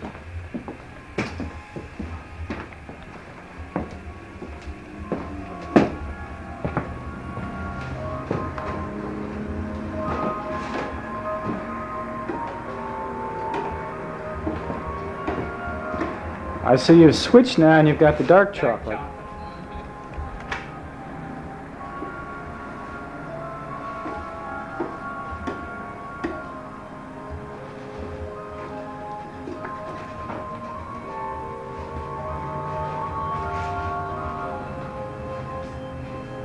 What makes a dark chocolate dark and a milk chocolate chocolate? I don't know.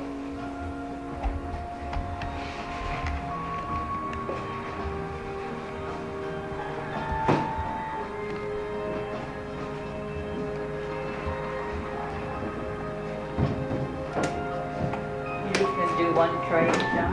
We need 5 dozen to go.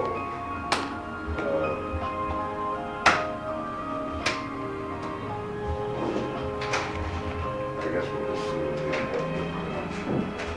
Switch over to the next.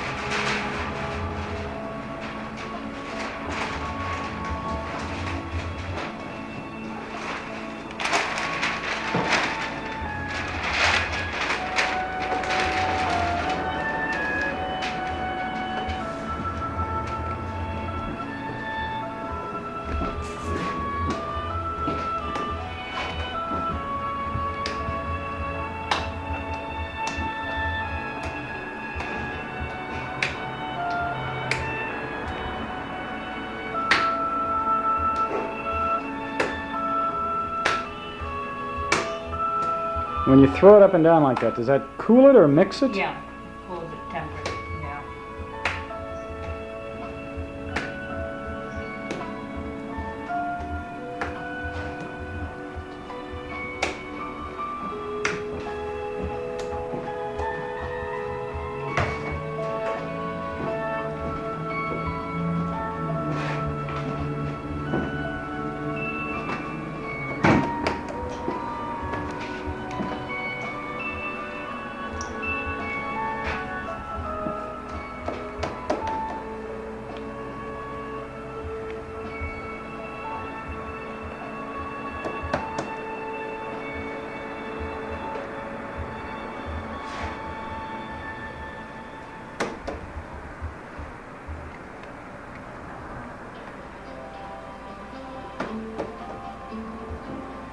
These are really cold, John.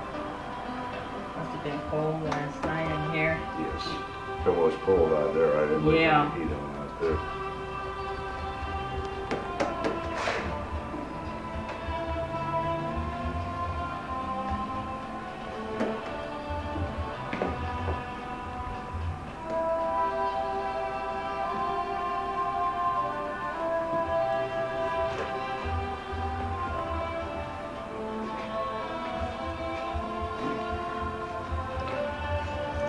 So at this point, it's a 2-person operation, I see. One to, Normally 3.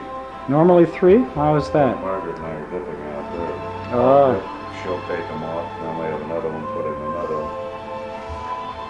It takes an additional person just to put the nut on. Well, Normally it takes 3 of us out there.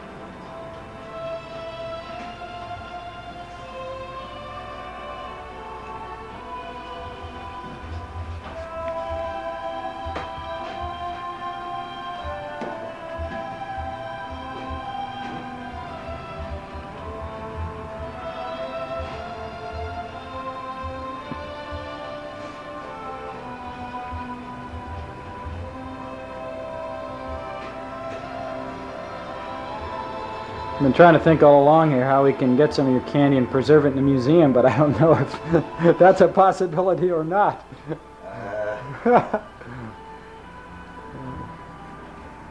We have so many chocoholics down there, it probably wouldn't last a day.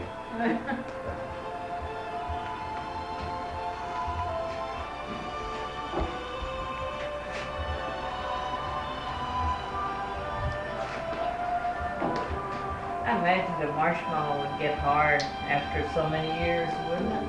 Oh, I mean, look at the candy you buy, you know, now your marshmallow rabbits at Kmart. I mean, they're not soft like this, they're tough, you know, they're gotten hard. Because they start now with their, well before. yeah, Exactly. right. Well, maybe the best we can do then is this videotape, I suppose. Well, we'll have to get some and just see how long they last.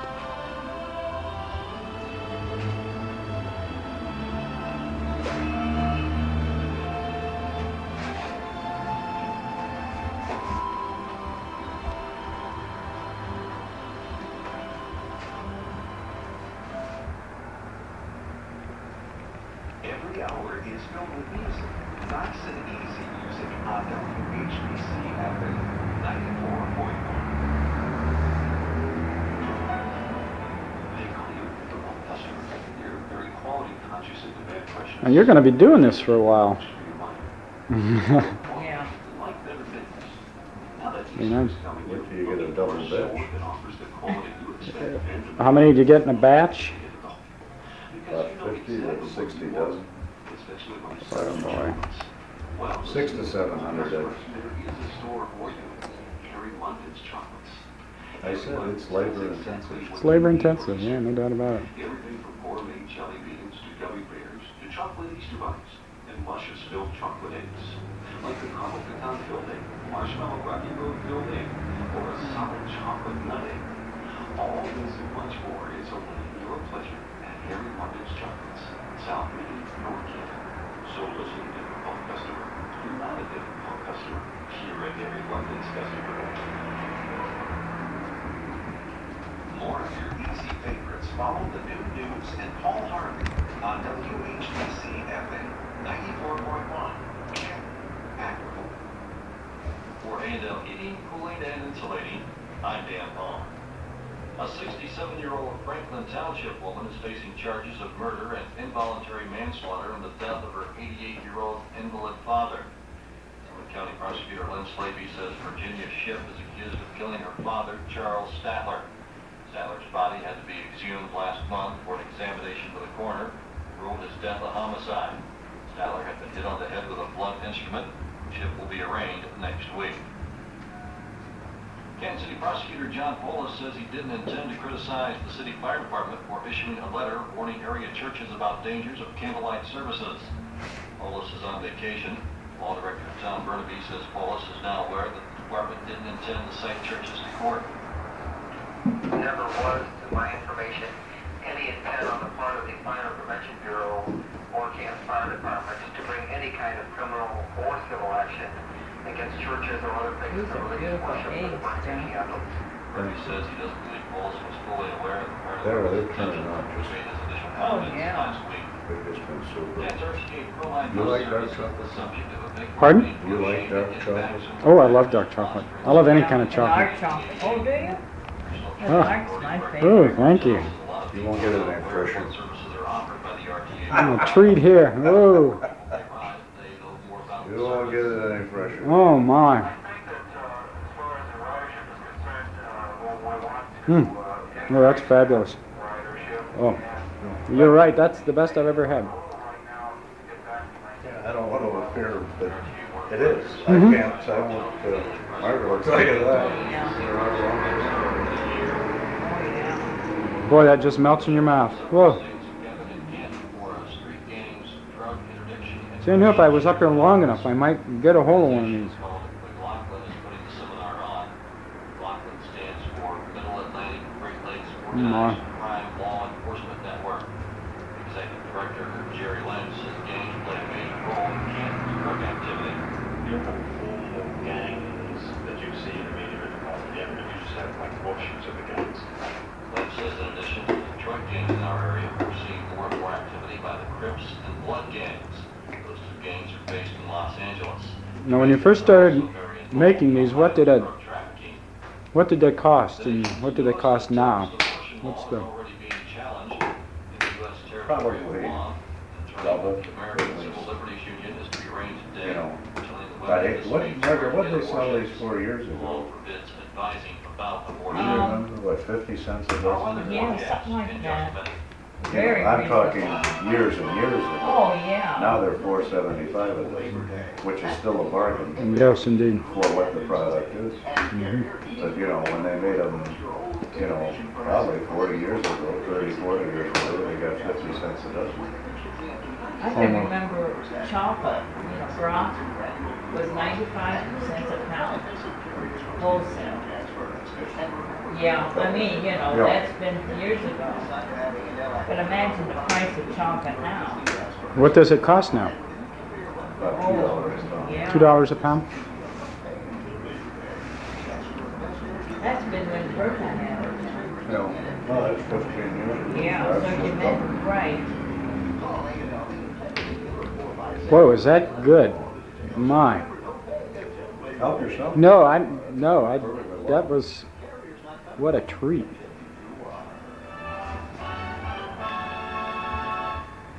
The official WHBC forecast from the National Weather Service this afternoon: considerable cloudiness with scattered flurries, possible squalls, high near 35. Don't look that good in the raw. Night 30, low down to 20. Man, what a wonderful combination. Cloudy, the high about 50. Chance of precipitation. Believe me, we sell thousands upon thousands upon thousands. Yeah. Insulated by Dan Hall. Now, stay to the formal Army News on WHBC FM 94. Good morning, Brewster Park Clinic. Hi, Mrs. Jones. If Saturday, if things goes right, we'll be molding, and I'll have most of them down. They were here when I came, really. Oh, the molds. Oh, yeah. But they're all out at the house right now. She was saying something about having them recoated. They needed Resilvered. resilvered. Ah. You know, they used to send them out. I have no idea where they sent I them. mean, it's actually silver that they put on the It's inside? called the German silver process. I don't know if I don't it know is too much actually about silver it. on the inside or not, but it's called the German silver process. Is that what it is, John? And no cholesterol at all. No cholesterol. Where are the molds made? Is that locally here, or is that... Most of them are from Germany. Most of them are A German. lot of them are pre-war. Yeah, a lot of them are pre-war Germany. That was where they actually started out, it was in Germany.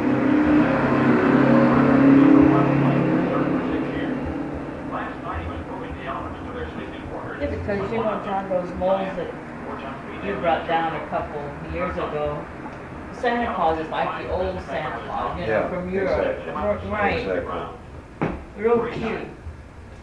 But they have to be relined. That's probably why we quit doing it, because they wouldn't come out right. Paramedics worked on Pendler. Other employees held JoJo at bay with fire extinguishers, the other elements in a nervous semicircle watch. How many different molds do you have? 340. In New York, the DA's office. Oh, really? Yeah. She cataloged them. There were 300 and some different ones. It's like 340 or 300. The New York Times that organized crime has a stranglehold on the garment industry in New York.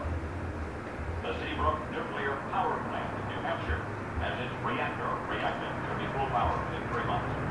Politics, Lady Williams, GOP nominee for governor of Texas. You had so many because that's the variety that you needed, or some just wore out and you... Oh, no, we use them all. We used them all. We were in full production. We would mold a couple of thousand pounds between Christmas and Easter. Margaret will tell you that. Oh, yeah. We'd had as high as 12 kids up here doing nothing but molded chocolate for a solid week. Oh, gosh. Yeah, Margaret's daughter worked up here, Yeah. Margaret's granddaughter worked up here, That's right. Margaret's grandson worked up here, my 4 kids worked up here. Oh, yeah. That started about 3 years ago, bone cancer, and the amputation of her right leg. But she returned to the high wire with an artificial leg. But of both lungs. Today they're deciding whether further lung surgery is necessary. If so, should be attached to an oxygen tank from now on. And yet friends and family are betting the gallant lady will Bulldogs. that too. Yeah. Bulldogs, American women parrots, in combat. squirrels, Congress in elephants, 1948 has said no. rabbits, Women now comprise 11% of all Scottish our Gull. military personnel. Yeah, Scotty They are Gull. denied combat Bride. assignments. yeah, the bride and the Army groom, Able to put is urging a speedboat.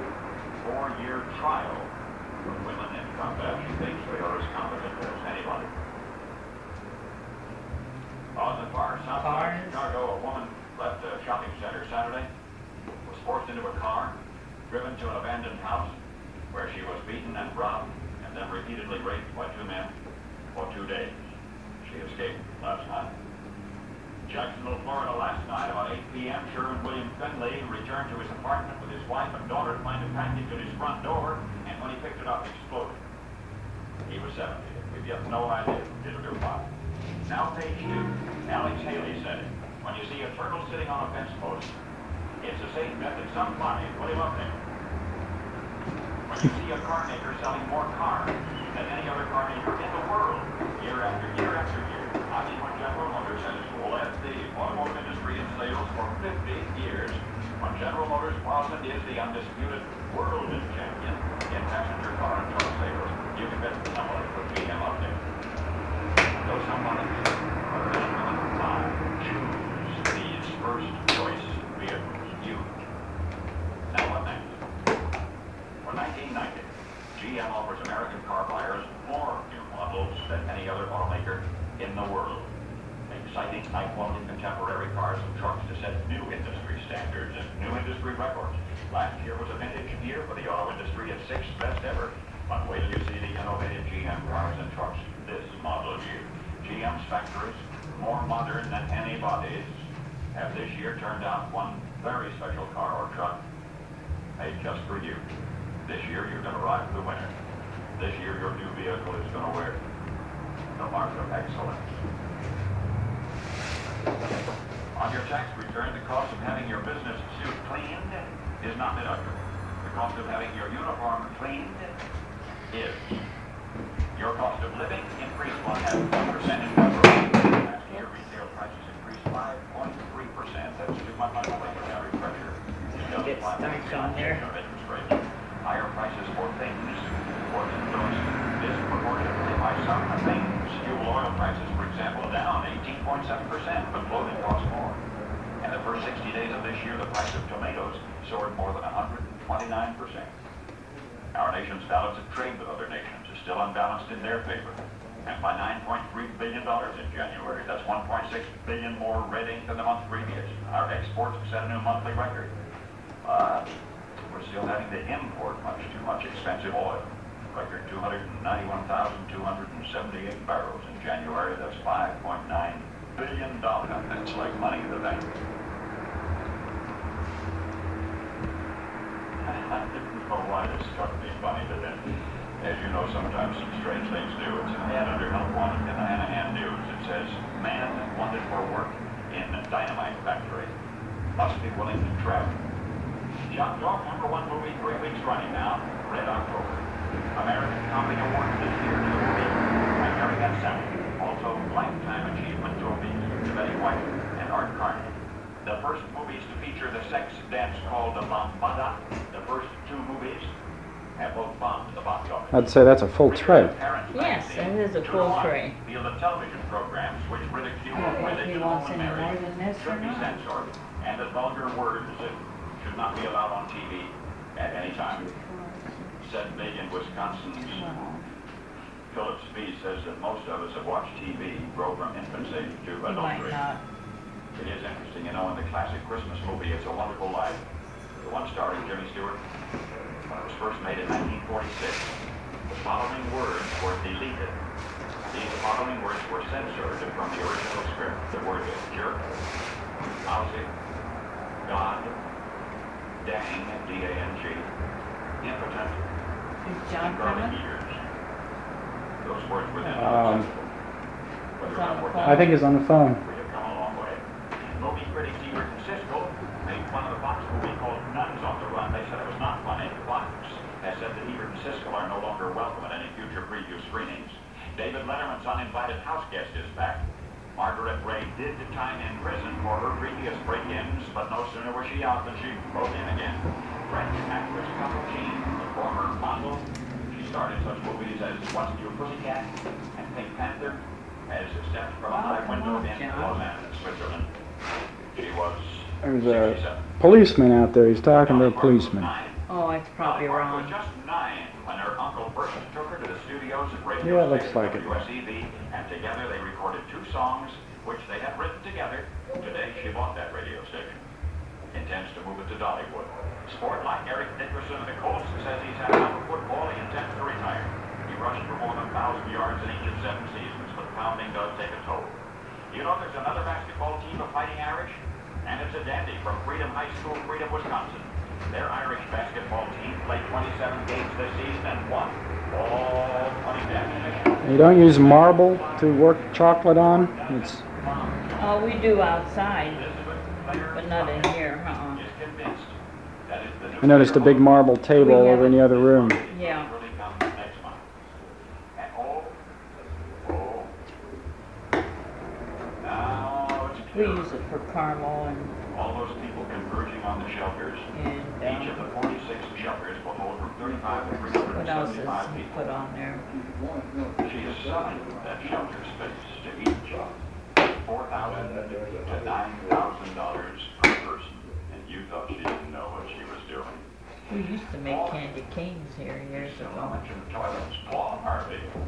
Good day. We haven't made them since John took them over. Why did you stop? Well, I think when they bought the place, they probably threw away part of the one that shades the heat, keeps it on the candy.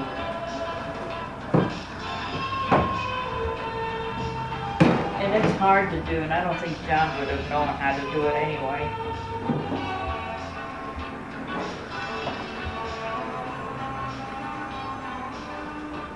We used to have taffy.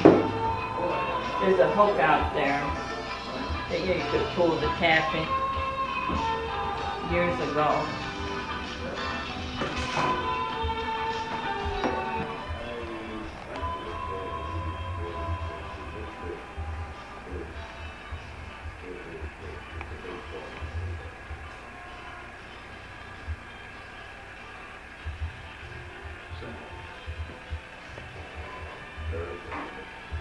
I'm working with it right now.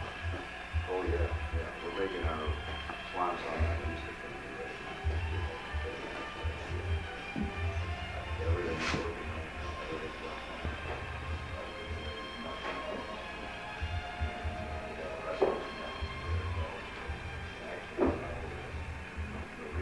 I'm making a limited line. We will be open the week before that. No, candy. I will not reopen it.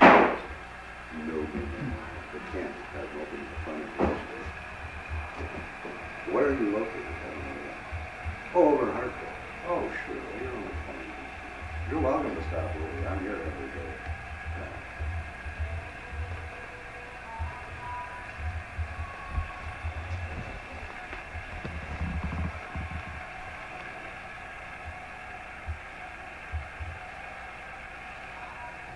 You have a good location for it in Hartford, there's no question. I mean, see those people flock in there.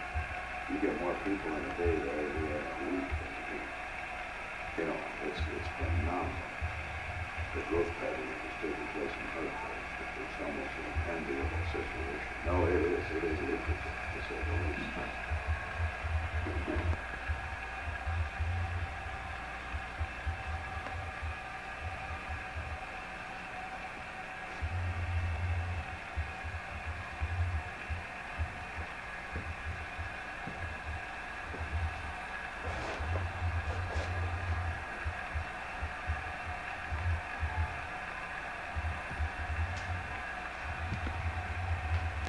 What direction?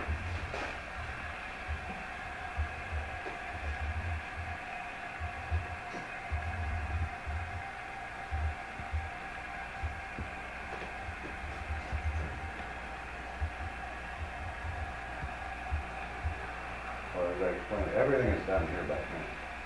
Okay, and that's part of my reasoning for, because it's labor intensive as can be, and trying to be competitive with that kind of market is a little difficult.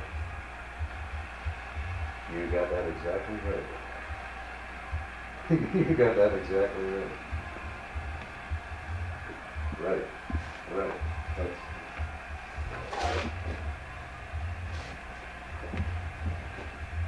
sure they did, absolutely. Absolutely.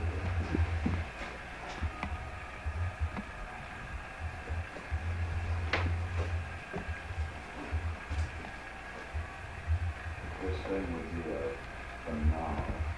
Cleveland, Columbus, Cincinnati, another market, a little more sophisticated, you can away from that particular element of competition, but you can.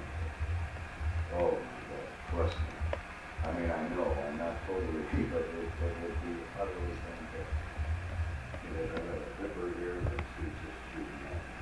You know. I'll be here the rest of the day.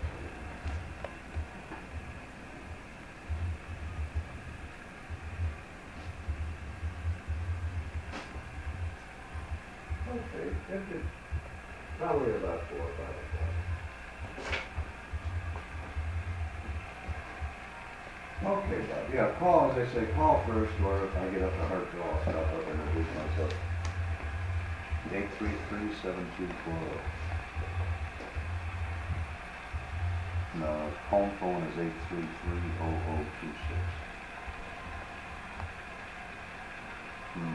The other store is 832-9111.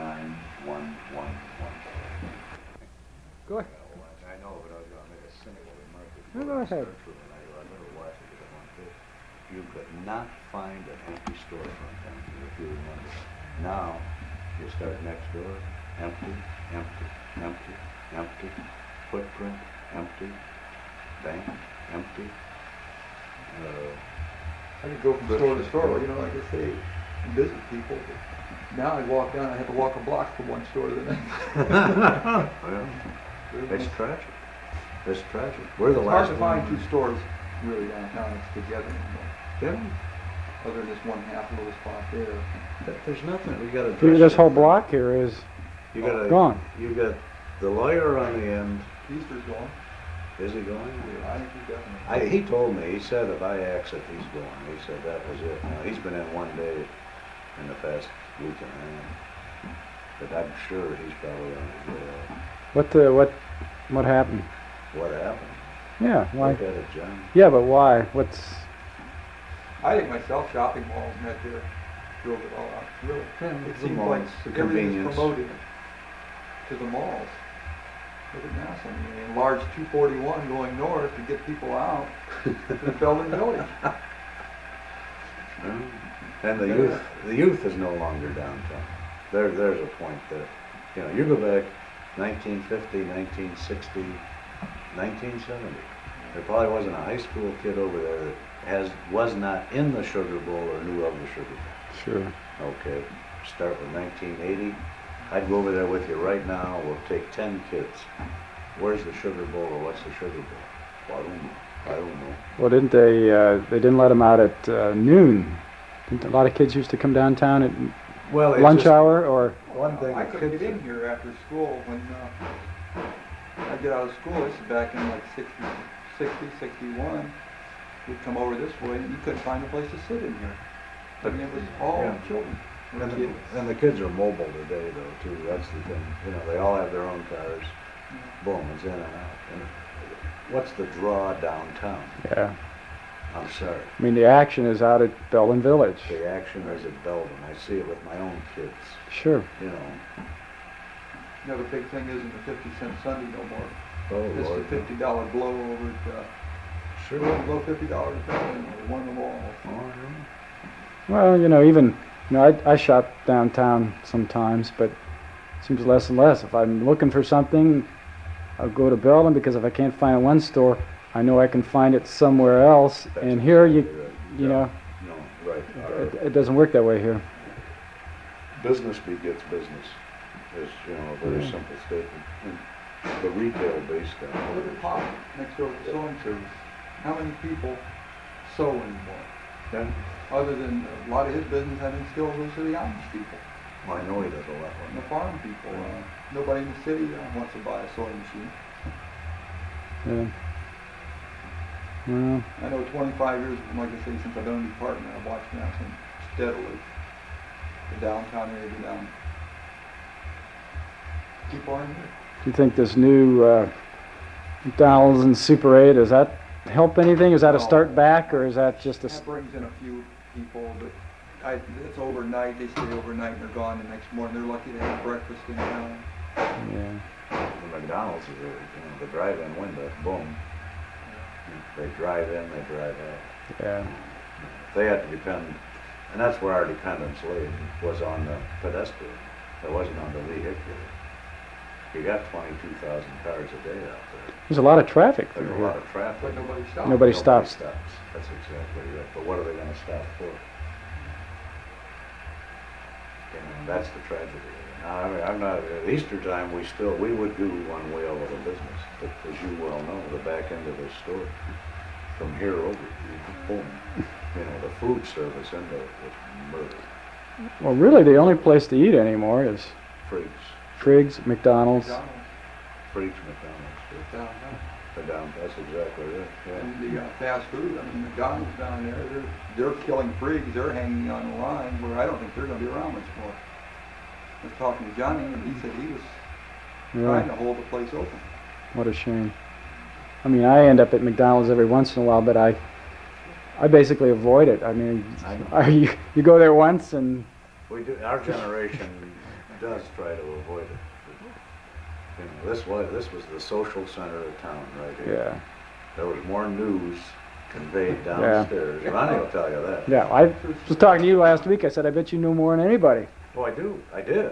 Yeah. I mean, everybody came in. Hey, did you hear? Oh, you know, I mean, but it was the meeting place and it was the social center of town. It was great. It was. But you know, when you talk Sears gone, Stone's gone, Siegel's gone, Strawn's gone, just gone. Kitty corner. And even really, you look at the last few years, the people that came in here, I don't think you see, really almost everybody's in their 40s, 50s. That's That exactly was your right. customer. That's Very exactly few. right. The other part, every time a hearse went by, I lose a customer. Yeah. It's true. It's true, yeah. Sure. Yeah, well, I mean, I read the obit the other night. I lost 2 of them the same night. Yeah, and I mean, it was boom, there they were. And they were friends. They weren't customers, they were friends.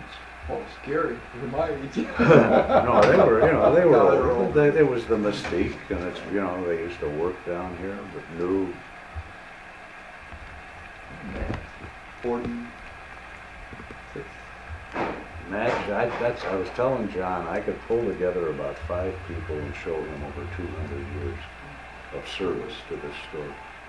You'd get Madge, Margaret, Helen, Bertha, Virginia. I think you can go more than 200 easy. I know you'd go over 200 years of service 5 people. with 5 people. Margaret, who's still working, Yeah. Virginia, Madge, Helen, and Bertha. I could put those 5 people together and show you over 200 years of service. Yeah. Yeah. Tradition. It's gone. I'll tell you, you go downstairs and just look at the initials that are carved into the booth. Oh, I mean, you'd that, probably find mine. I'm sure you would find my initials down there. That was a big thing. Everybody had to cut their initials in. Of course, over the years, a lot of them got sanded off, too. That's exactly right. Sand them off, reprint them. amazing. Well, something, I mean, you come in here, you spend, a half hour, an hour with your friends, I mean, Oh, like you say, you got this, it didn't matter whether you're young, even young though, I mean, everybody got together. Families aren't getting on together anymore, neither a lot of it. I think you lost your family business, back in the 60s. Kind of, Yeah. mom and dad and the kids would stop in. It was still unique to see them. They'd still come in, and you'd still get an occasional family. They wanted to show them where they grew up. Because I remember sitting downstairs and you see like parents come in with their Yeah. kids. It kind of made you, Made you feel good. yeah. Sure, because you're looking at a building, you know, the new generation cutting its teeth on the sugar bowl, wanting to Sure. go back to the sugar bowl. But Sure. with the, how do you want to put it, multi-million-dollar advertising programs of your larger food chains that start them as soon as they can watch the television set right on up, you can't fight it. You know, their only identity is McDonald's, Burger King, Wendy's, which they're just constant. It's a barrage of it. You know? Oh yeah. Oh yeah. Making me feel old, John. Making me feel old. What's this? You got some white chocolate over here, or That's what? marshmallow. Well, that's marshmallow. Oh, this is. I may not be able to. It's for cutting, is what it was for. I cut Oh, that into squares, okay. I see. That's just a slab of marshmallow. It was left over when I was making the eggs, and I don't have the nuts because we make it. I cut it into squares and then we coat it with the chocolate and the nuts, but I'm out of nuts. The nut I need for this one. Yeah. Can you explain? These are Ronnie's old pants. You want to get a shot of them? Yeah, let's for posterity here. Yeah, these are Ronnie's. These are Ronnie's pants. Hey, John, 'cause Ronnie. that's what he wore when he was up here Ronnie. making chocolate. Ronnie said I could have these pants, and he left them here for me. And they're really a fine pair of slacks. I wish I had every pound of chocolate that those pants had been involved in making. I'm going to get these to the tailors and get that hole rewoven in them. Oh, there's a couple of holes. I hope Ronnie doesn't see that. See, we should bronze those and put them in a museum. Chocolate pants. Do you have just a second to explain to me, while I've still got some tape left here, what Sure. these kettles and burners are all about? Well, this is where we cooked all of the candy. You have the copper kettles, which is for quicker heat transfer, you know, on the copper. And this is a slow one here. The other one's a forced air burner that burns a lot faster when you want to take it up to a higher temperature over on that burner over here. Then you go over one more machine, a big round machine is what you refer to as a ball beater or a cream beater. You put a clear liquid syrup on there, and that's where we made our fondants, our cream, our oriental creams. If I make the Easter eggs, if I'm making a maple nut egg or a fruit and nut egg, I'll make that over on that machine over there. And then you got the marble tables. These are used for cooling purposes, which they're always cold. And that was a prime ingredient in an old candy store, was the marble table. That looks like that's been up here quite a while. These have probably been up here since the inception of the store, which was 1902. I'd almost guarantee. Almost guarantee. Thick as that is, Yeah. My God, that must weigh a ton. Well, they use them now for showpieces. Yeah. You know, when you go up to Cedar Point, Oh look yeah. in the fudge shop in there at Cedar Ah. Point, look at the fudge shop up in the islands, they'll have a big marble table sitting there. how much they're wore down. Oh, God. Think how many pounds of candy been across that, John? Oh, that's I told John, is that if we had a nickel for every pound of candy that's going out of this store, millions and millions of pounds. Yeah. That's not exaggerating, because I know what I've, you know, about sold through a year, and I don't hold a candle to what it used to be. Yeah. Yeah. Virginia said they had, what was it, 30-some girls working at Eastern Time? Yeah. All up here, just. No, downstairs. Oh. But downstairs, she said, this was years ago when this was it. She said they had as high as 30 to 35 girls working in the candy alone downstairs. They turned out so much candy. They used to have to rent the building next door to store the Easter baskets that they made up. My gosh. Yeah. Okay. Yeah, it's phenomenal. It's phenomenal. I figured I'm gonna leave. I hope you're laughing. Oh, I got a carton back there and all stuff. You got a minute to comment on this? Is this a mixer over here? Yeah, this is no more than an old Hobart mixer. What you got in here right now is a center for peanut butter cream. You may not have noticed that.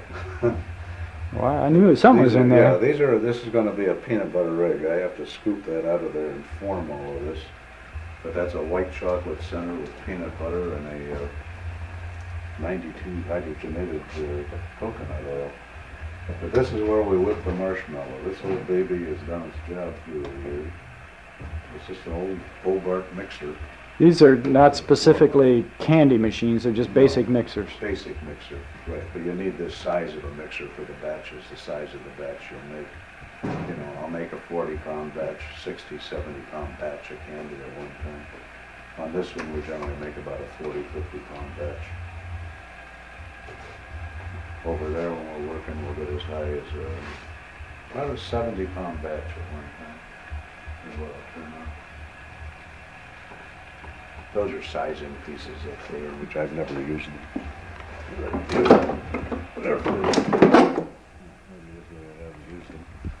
Oh, you do, you roll your cream out. You make eggs, that's what they're for, are sizing. As I said, I've never used them, so you take your cream and roll it out. Get a consistent size each time.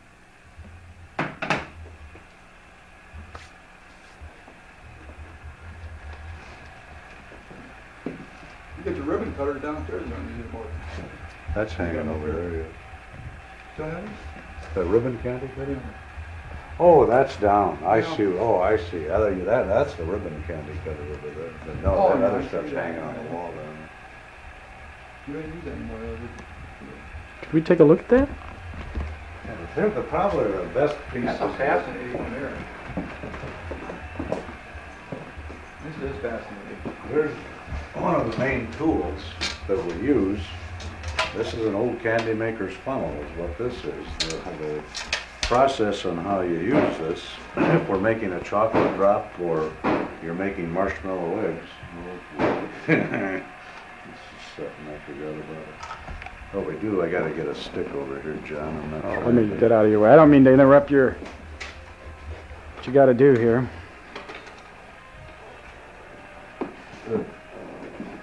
This, as I say, this old candy maker's funnels use as a depositor, okay? We pour the marshmallow cream in here and take the stick to plug the hole down there and then just work that stick up and down.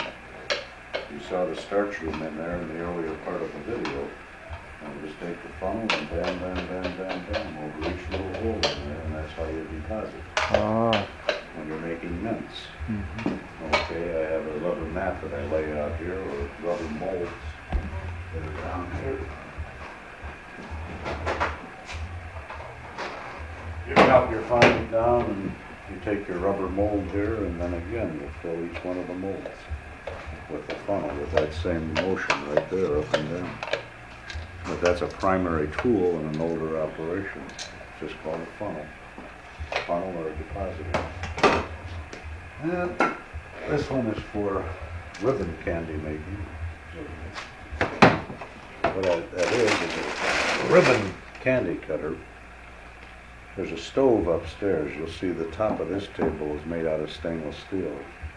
We pull off a big batch of hard candy and put it on here. Then you had a furnace that hooked right up back there to keep this very warm. And at the same time it kept your batch pliable and warm. And you'd introduce it down here, and that's a ribbon candy cutter.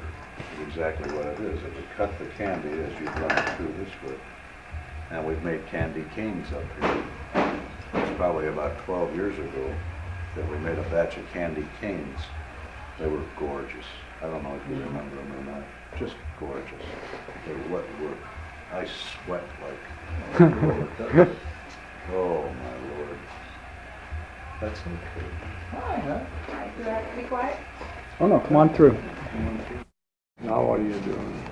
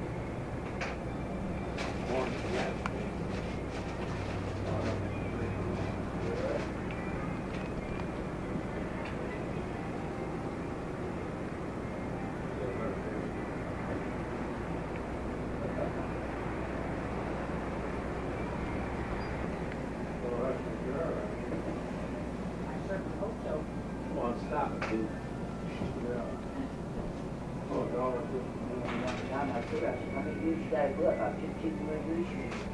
No, she said, 2 years I'm gonna retire. I said, that's the out. Oh, great. That year, that Cadillac here, 81. Running good, well, too, that. One cup coffee? Yeah, I'll have it. Okay. I know that's got Cadillac for sale, you can't stop. Huh? I know that's got Cadillac for sale, you can't stop. Shut down and everybody would go. What's wrong with it? Nothing. No, I ain't trying to sell mine. My kids, they don't ever get rid of it. They like it. There's somebody up on my street right off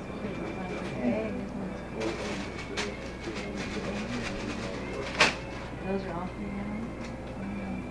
They never get it. Museum. How much are those? The bigger ones? Yeah, see, they have all these old ones. Bags, these are cute.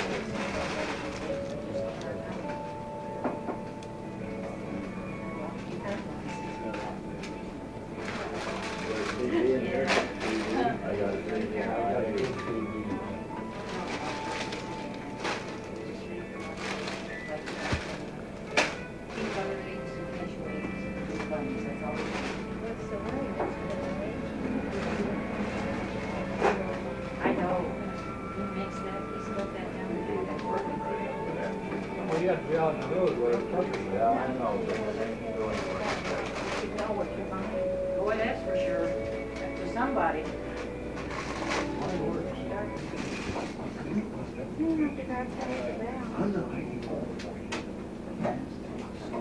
Where's the marshmallow? They usually have the marshmallow. Marshmallow. What's that? We'll get them here. Get it to work. I'm gonna have to get it. She's smart enough herself.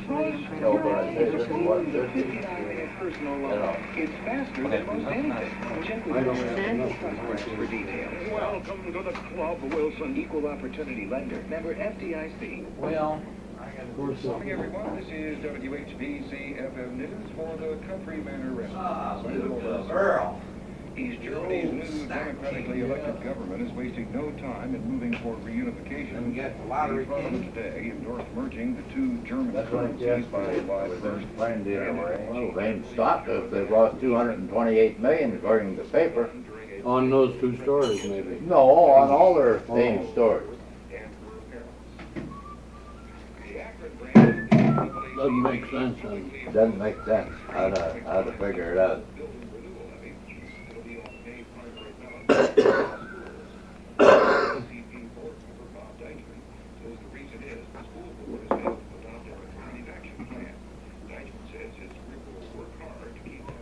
That's still out.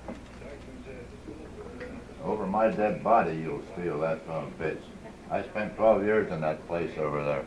Yeah, and you ain't getting nothing I'm the out. one that had it.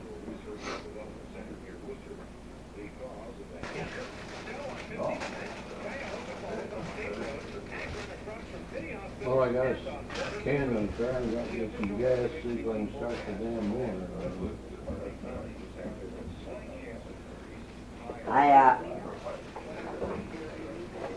I can set this Jewish place in town, they sell candy. And I got one out of Prairie Heights that we can make the letters about that hard, about that wide. Chocolate candy. Out of Prairie Heights. Another place that does well is one in Canton. In downtown in Canton. They got a place on, North Cleveland. Yeah. Or There's one used to be up on Market Street to buy a pot of steel. They're high with their candy. Of course, I guess. All my pictures. Okay, see you later. Yes. I need some pictures I have. That, I had this one out. Model, and I showed it to him in his candy store. I think you buy me a new pair of That's jeans, big. Pretty much, and I like the pictures on display around in May and July. and they have their festival. Of the fall. Yeah. Well, you can sure eat it, but then they have left over a lady change shop. She cuts out stacks of different things, sizes. Talk about that good. Well, rock a bit, they should cut it out like that, but it wouldn't twist it or nothing like that, wouldn't it? Look, cut it out, surely, but they eat 5 pounds. Surprising what they can do with a change of. Yeah, I like to change up and up back. I want to knock it down.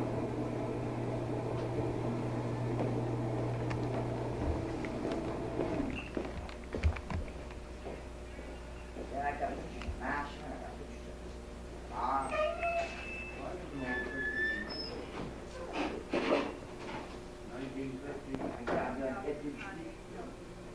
she went down there about 15 minutes later.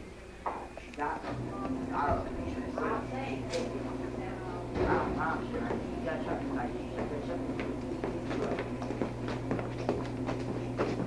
Made out all these things. That's the money they got. Some of the money that I've done.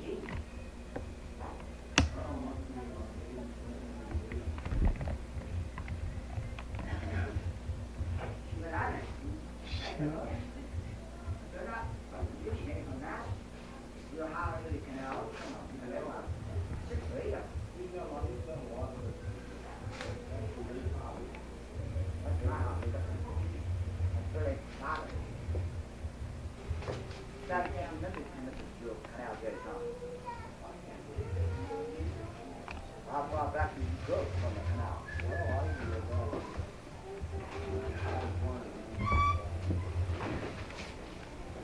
back. My mom was born in 1908. My mom was around Rudy. She was born in 1899. So my mom was about 1900 years old. My mother was born in 1918.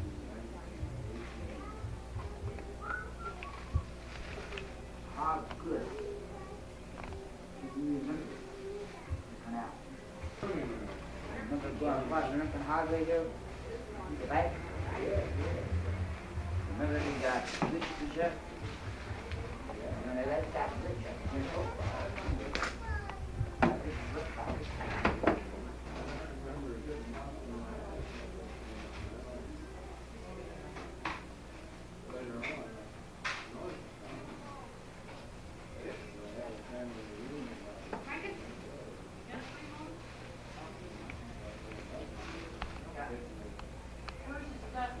I was asking somebody that remember that canal road? The canal road looked like it. In the picture, some guys said I was good, make it canal. Some of the time, he was even guys who was doing back in the BBC. I don't remember those canal boats. I remember, you know, they got the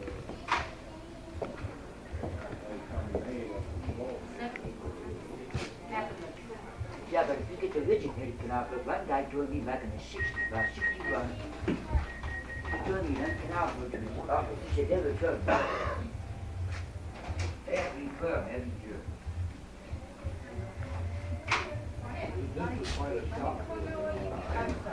We're a business then, aren't we? The story that I have, I had to study. I studied it in 1953. 720. 1953. 319. I studied it. And there was 3,000 canal boats on the canal. 159. And 399. Thank you. Man, that's a lot of canal boats. Holy. Every day there was about 5 or 6, 7, 8. I remember another woman down there in the canal. I did too. I'm glad I won't eat. There's a lot of foods in the canal. We used to say, Is the kitchen closed?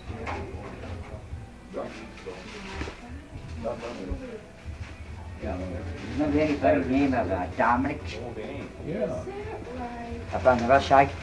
yeah. A shoe repairman? Dominic, John Dominic? down on Main. No, up on by Emerson School. The Dominic's up there. John Dominic, was a shoe repairman up there. He had it. That was my grandpa. Oh, He got married 3 times. what a man. He was very big. He was about big as I was. There was another guy that explained it to me. He's about 89, 90 years old right now. I talked to him about 8, 9, 10 years ago. And he passed away. He was telling me all the stories, how they played on the canal, how they camped on the canal, how they used to go. I know. Thank you. I better head to home. Tell him that you're gonna get him Young married. lady told me I'm going to Let's go ahead home, I think. Not looking like that. Yeah, I'll pay for those. This Okay. is quarter pound of those chocolate almonds up there. How much were they, Oh, $1? $1.65, honey. Thank you. Thank you. Oh, they're mine. Thank you. I'd have been lost without them, too. You're welcome, you're welcome.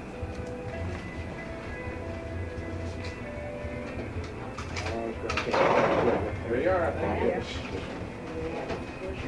Yeah. Yeah, I'm gonna watch it. You got nothing for it? You got nothing for it? Thank you very, very much. My mother used to work for Mrs. Baldwin, I'm not just housemaid. Oh, what was her name? Keyline. So it was Roar then. Roar then. Roar, R-O-H-R, yeah. Oh, my gosh. What's your name? My name is Heline, You're John's, uncle. you're John's uncle. Okay. I was filming here last week. We got John making all the candy upstairs, and it Yeah. was just a terrific thing. Good, Got it all on tape.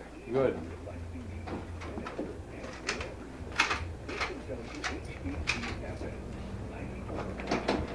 There you are.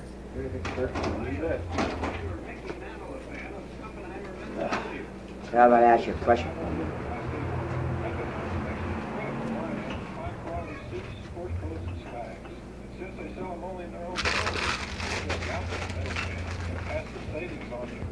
Got to get real close to it and then got to hold it there for a minute.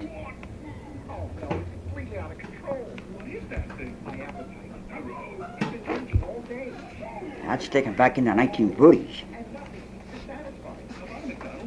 Probably 1938 or 39, that's about 50 years old. 56. Hope everything turns out okay.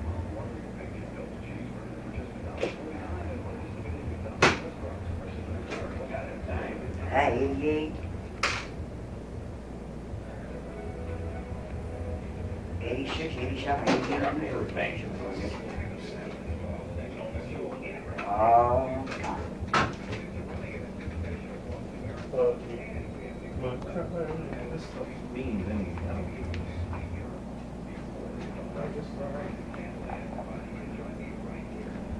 Inventory control sheet. Yeah.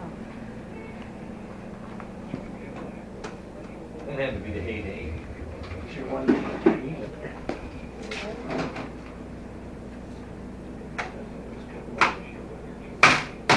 Me. You vacation lately, not me.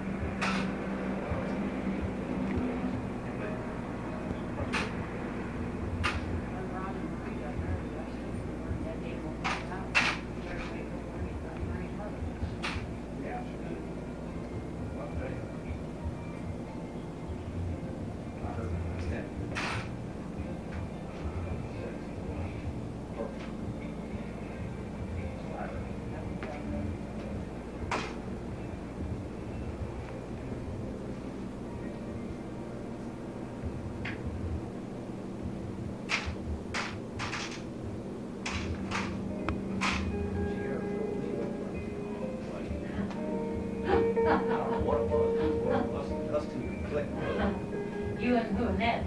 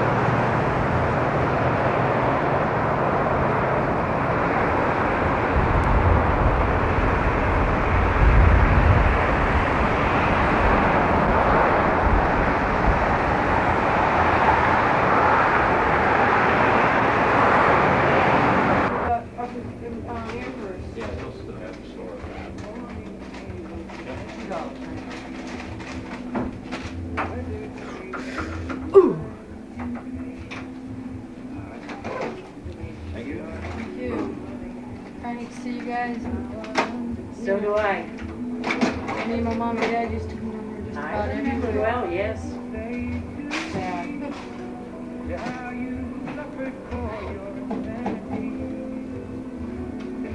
Well, good luck with you guys' future.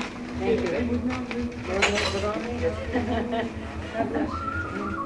Who's gonna hire an old woman, I wanna know. She'll do it. I know.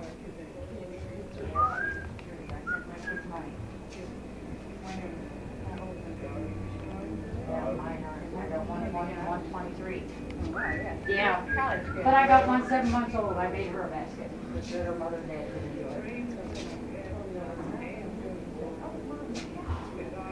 Oh, hey, 2 years ago I put a basket out on the porch and my youngest granddaughter came. She said, Grandma, there's a basket on your porch. And I said, well, yes, I put that out there. Look, there's something. She looked at me. She said, Grandma, these are my country. I remind her of that now. She says, Grandma, I wouldn't have said that to you. I said, but you did.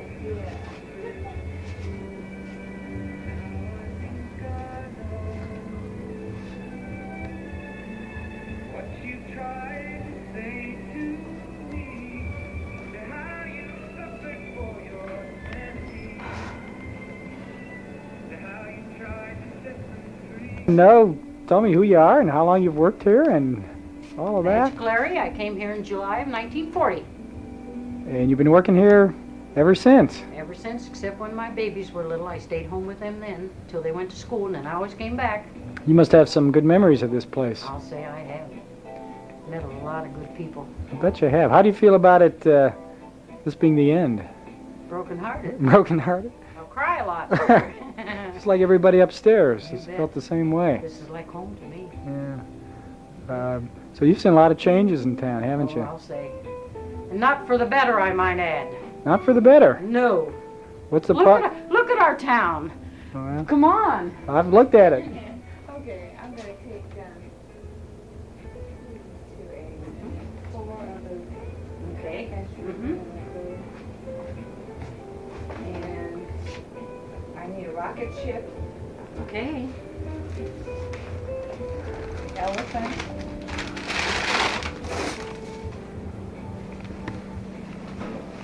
Ah.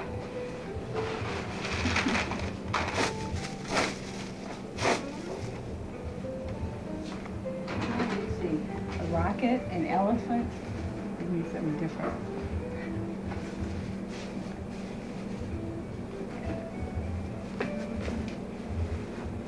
Give me the rabbit pushing a carriage, the baby carriage. Which one, hon? The rabbit pushing a carriage. It's right in front of these. Yeah, that one. This one? That one. Oh. And I need one more. 4 people. I got one.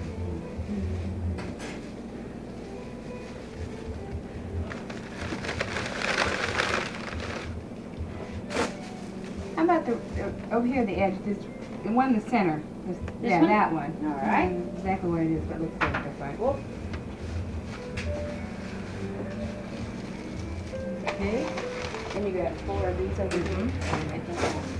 Okay, that's it then. Okay.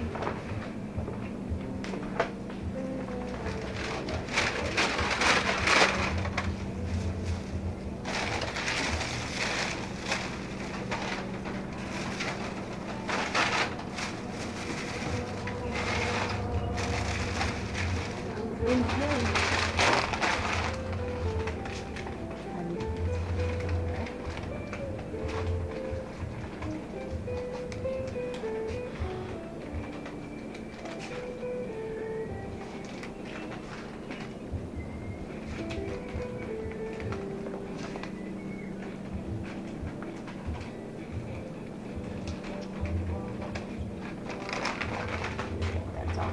Okay.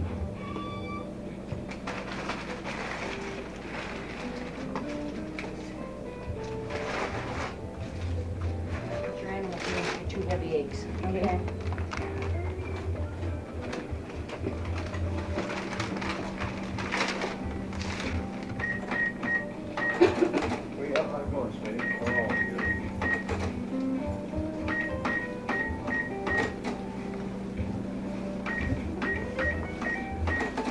Up there telling, John and I were telling lies about the old days in here. Telling lies about the old days. Well, I had to put you on camera here, and then you can No. tell some more. Come here, Dick I Bryan. don't do cameras.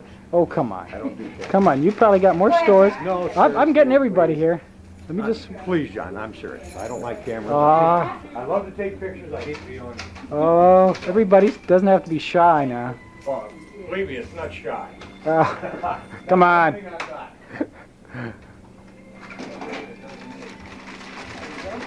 Thank you. Thank you. The chocolate syrup's enough. What's the matter with you? Yeah. Oh, yeah. Here's a guy. 4 waitresses could throw orders at him, and then he'd never look at a card and know everything Never he move wanted. ahead and put everything up just on time. What a Wasn't guy he was. fabulous? Oh, he was great. And the waitress would say, well, "This is what I ordered." I said, "Yes, it is." Okay. Yeah. And Yeah. away she Oh, goes. yeah. He could tell you, buddy, what you had coming. Yeah, well.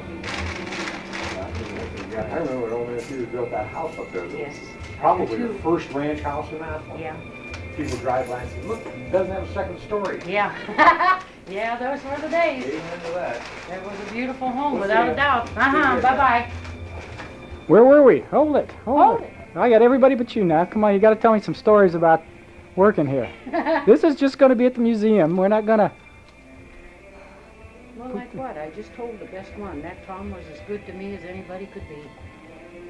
You had to wear hose in those days. Mr. George bought uniforms. You had to wear white shoes. Those were the days. I noticed a photo down here. Yes. Yeah. Now when was that taken? That was taken after I came, after 1940, because there's Nellie Licking. I'm the only one that ain't in there. How come you're not and in I there? must have had the day off. There's Tommy. There's Helen Fox, who was our cook then and was just the last couple years. There's Jeannie Chauvin. There's Elaine App. This girl right here, her husband took this picture. Copeland, her name was. And there's Bertha Vars. There's Millie Taken. That's yeah, quite I don't a. know. I must have had the day off, that's all I know. Oh, that's too bad. Because that was taken after I was here. Well, tell me what this place was like in the 40s.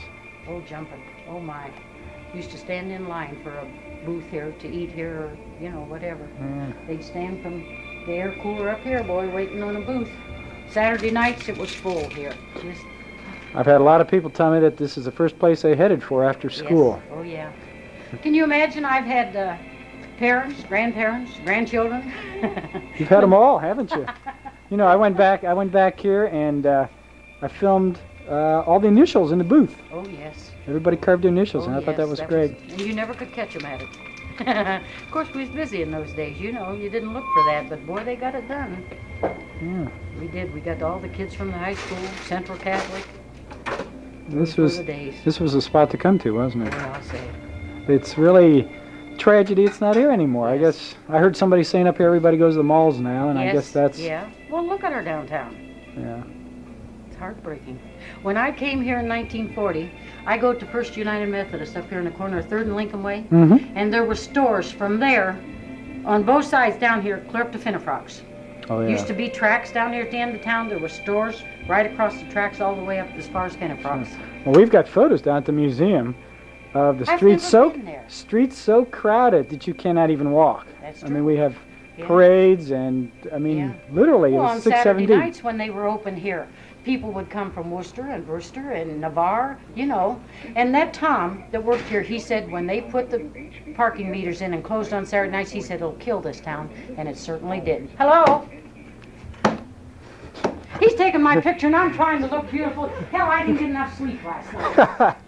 God, you're gonna show up all my wrinkles. My wrinkles are gonna be in the museum. 3:30 this morning. Yeah, you didn't. I didn't eat it. What was your problem? Oh my God. I was up all night.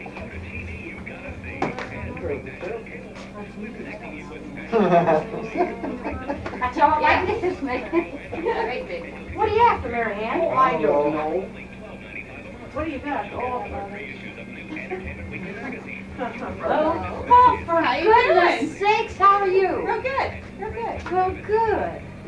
My good some eggs. All Come right. down every Easter. Well, but you didn't make money this year. You know, we closed in February. I didn't know that until today. Yeah, and then he opened back up this week because he had so many calls. He said, I said, you should. Yeah. Right. No small peanut butter, huh? No, just a big one. Yeah, look it over and I'll be with you. Oh, I don't know.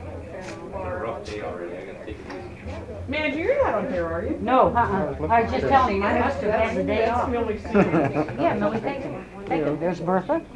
And that girl right there, her husband, Monk Copeland, was the one that took this picture. Oh. And there's Jeannie Chauvin. Oh, gee. There's Helen Myers. Yeah, I know Helen, yeah. There's Nellie Flickinger. Yeah, oh, that's Licking. Licking, yeah. Tom. Yeah. Those were the days. Smitty, let me sell you something. She don't know what she wants. No. Hey, you ever seen what she did? Look, I really appreciate you people being so nice to me. Well, Mary Ann, we can't help ourselves. I know. Well, Kimber, can I start with you? What kind are these? Marshmallow. Oh, these are marshmallow. Well, I have small and large, but I just Oh, I don't know. I was going to fix right Give cashew. Now, wait a minute. I don't know what to say. How long have you been I've here? only been here a year and a half. So. A year and a half? I desperately need some small cashew eggs. It's been nice, but what are you gonna do, you know? Yeah. I am down in a minute, Oh, Kimber. good, thanks. Business just fell off. I don't know. I made up my mind. All right, It's my I'm place ready. to hang out at too. I work here and hang out here. So Yeah. I don't know what to do. Okay. John was saying earlier he thought McDonald's, when they opened up, they just drained off the rest of the business. I would say it did a little because I go down there in the morning and it's really packed. So, Yeah. you know, at least 50, 60 people in there eating breakfast. So that's 25 or more that wouldn't be here, or would have been here that's down there now. And all the businessmen that come in the morning, they go down there now, so they're coming here. That was part of it. Oh, but Chuck was so I do. But I'm afraid I'll let you know. Did you see the picture of a grandchild? The what? I picture of a Oh, grandchild. no. He won't. I said to her, she goes down, she said, no, you know better.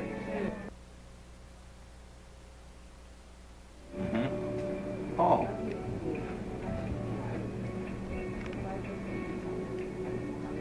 I do. Yeah.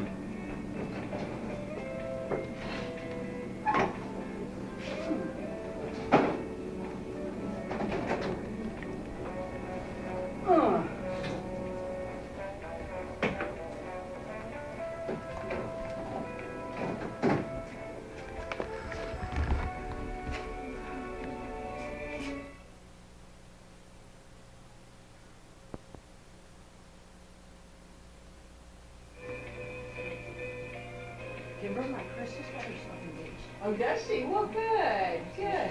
Wait till 91. I saw Monica last August, I guess. She told me Chris was working up in Cleveland. No, Canton. Oh, she's working in Canton Yeah, now. been there. She was in Akron. And then she Oh, moved okay, down that to must Canton. be what it was. Yeah, she was in Wilmington. I loved her. That's good. And Stephanie, she's working with another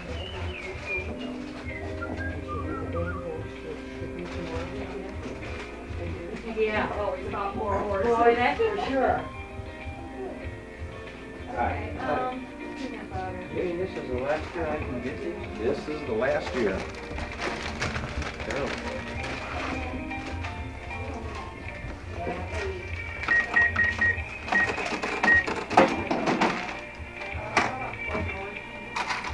You're not gonna open up any for yourself, huh? No, you'll have the store up in Amherst. This will be done. But they'll have them up there? No, this is the last year for those two. Yes? Give me a box, please.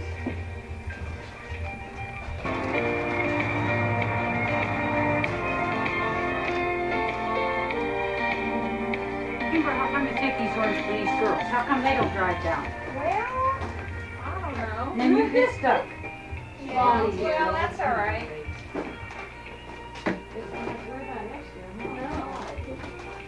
I was surprised to hear that it was closed. Well, business makes well, just look at our town. And what's down there, Yeah. you know. Okay, and I need 6 little things. Rocket And ship. here. All right, where's the rocket? Right here. I can't see it. Besides you, that's fine. Oh, you need those paper things? Yes, I do.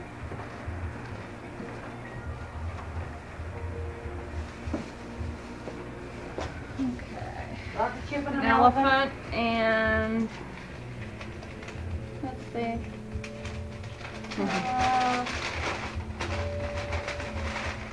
I guess one of these. How about that bunny in the back there? This? Yeah, that one. And what else should I get? This little rabbit in the car. Uh-huh. Is that, oh, 2 more? I think that's 4 total so Yeah. far. Okay. The dog thing in the front, oh. I don't like roosters. How about this little bunny up front with the pulling the cart? And then the one next to it. She doesn't care what they cost. And let's see. No, I'll get this one. No, I'll get this one.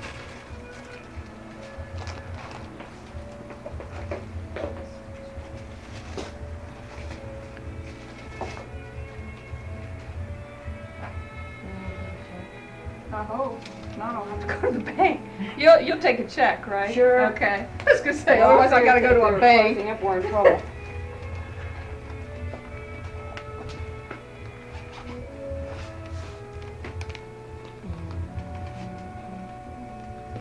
I'll get change on this. Yeah, I'll get change too.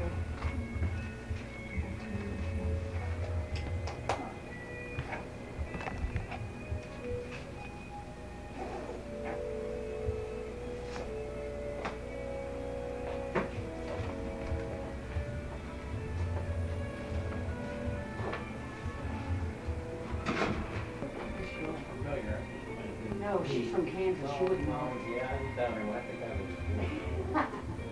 Come on. I'm not sure. You can check with Kelly. I think that's what it was. Yeah. I remember that face. Do you? Isn't she attractive? And she's such a nice girl. Oh, it's not cool. It's not that. This is attractive. No, Frank, it's not. Hey, you ought to come up. Yeah. When you going to show this stuff? When could you see it? Well, actually, this is the 3rd tape. Took 2 tapes upstairs, and what we're going to do, we're going to put them all together, make one long tape, and then we're going to make a copy and give that to John. But this will always be on file up at the museum. So anytime, yeah, come down in a month. We should have it done. You can sit down and see the whole process. Oh, I'd love to. So, what other good stories you got about this place? Oh, heavens, I don't know. I don't know. You must have known everybody in town if you worked here for sure. that long. For sure. I never go anywhere with my daughter-in-law. They don't say, hi, Madge, hey, Madge, hi. She says, just like going with a notorious character. She don't appreciate that. Why? I don't know. Oh, my. Have you lived in town? Pardon me? You must have been in town all your life then, right? No. I came here in 1940. I came here from Uricksville, Ohio. Oh, you did? Mm-hmm. Oh, There was no work down there, and I come up here and walked in here and been here ever since. oh, my gosh. Ain't that a bummer? Well, how's the store changed since then? Pardon me? How has the store changed since then? Well, store hasn't changed. The town has. The people, I don't know. Well, like I said, the banks have put kitchens in. A lot of my customers are brown bagging it now, which I don't blame them. You know, by the time you buy clothes and pay a babysitter, don't pay you to work. Oh, So, I got 3 kids, so I know what it's all you about. bet. You bet. It takes 2 to work today, I'll tell you. You can't afford to go out and... Although a lot of them do. I don't know how they can afford it, but they do. But yeah, things have changed. So if something was going on in town, they probably talked about it in here in the Sugar Bowl, Boy, right? isn't that the truth? You could hear anything in here. There's your eggs, I got a bowl.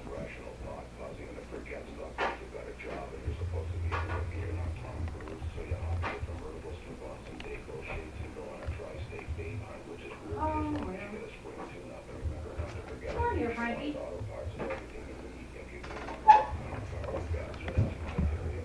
When he was digging up and building that wall, my dad was on the crew that was doing that. You know that? No. He found the corner.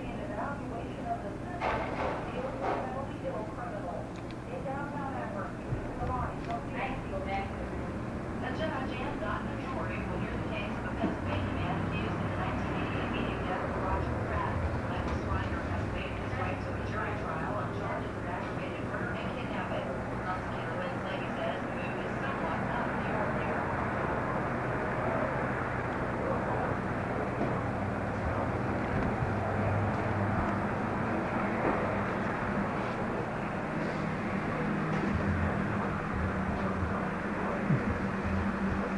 Judge Barrett's supposed to hear the case in June. Slavy says the decision has been made not to seek the death penalty in the case. Swider's brother Ed is serving a life sentence after being convicted for the murder of Roger Pratt in 1988. 33-year-old Karen Rowe of Worcester has been found not guilty by a Wayne County jury. The Worcester woman defended herself against murder charges in the shooting death of her husband, 27-year-old William Rick Rowe, claiming years of abuse. She told the jury she shot him during a particularly frightening confrontation. She said she was afraid he'd kill her and her parents. The drug trial was the first in Ohio to allow testimony about battered women's syndrome since the state Supreme Court ruled such evidence admissible on March 7th. Moving podcast received in yesterday morning's belief the fire was accidental, but the state fire marshal's office has been called in. A 51-year-old Canton woman is in fair condition at Tippecanoe Mercy Medical Center following an accident on Market Avenue this morning. May Blair, 1933, East Tuscaroras Avenue, was involved in a pileup on Market Avenue at 26th Street Northwest. Canton Police Lieutenant John Rubin says the weather caused a lot of problems all over the area. The snow caused serious problems. Rubens were admitted to local hospitals but were treated and released. A blitz of political activity out of East Germany today as the country's new parliament gets on a roll. Lawmakers endorsed a plan to merge the currencies of the two Germanys by July, and they declared that unified Germany should be part of NATO, at least temporarily. A South Soviet legislator says up to 70% of his country's state-run economy could be turned over to private hands under reports that could begin next year.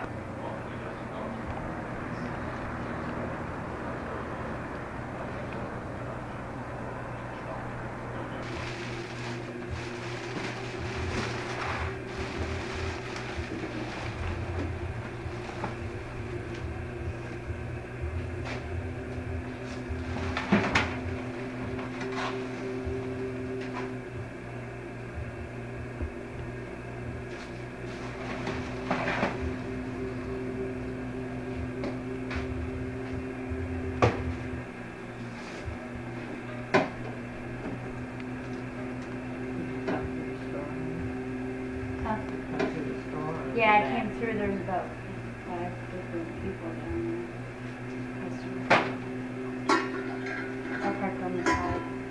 think I parked in a 2-hour parking zone, but You can always move it. yeah.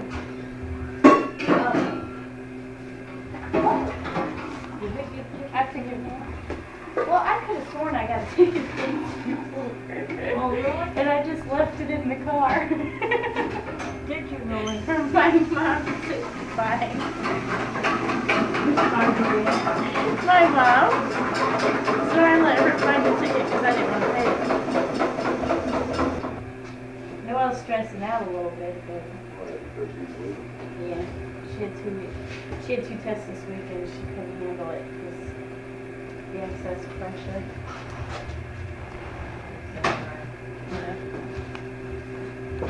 I had an exam this morning. If I didn't have an exam this morning, I could have come home last night because Beth's in my class and she could have gave me the notes, but that was me. What?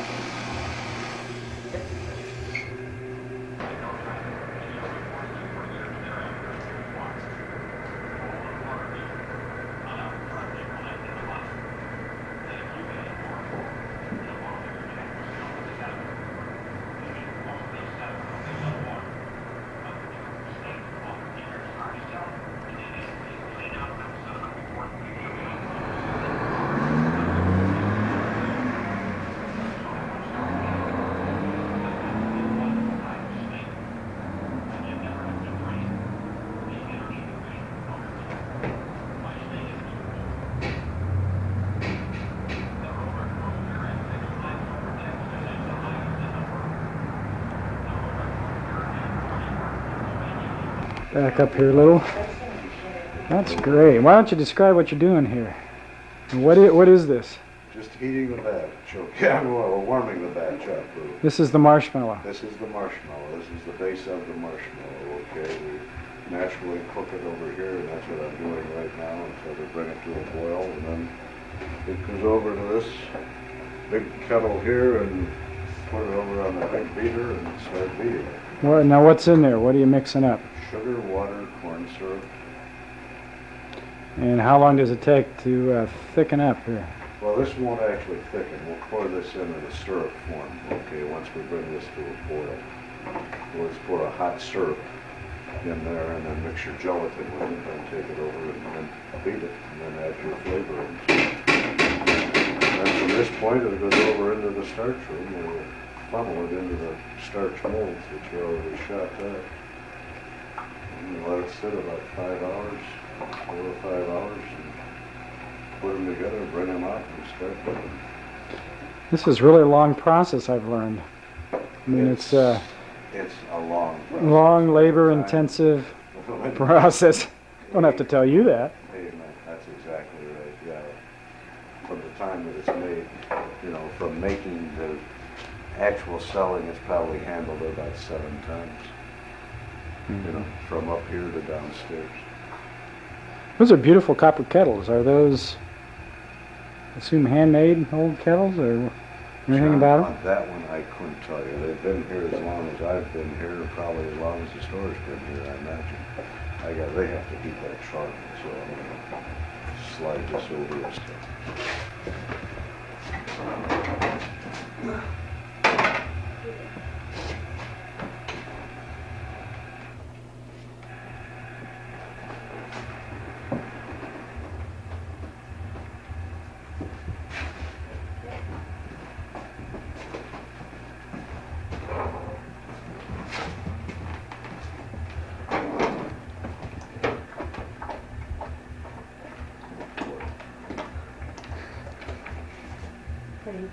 Yeah, I'll put it up a little bit. I have it down.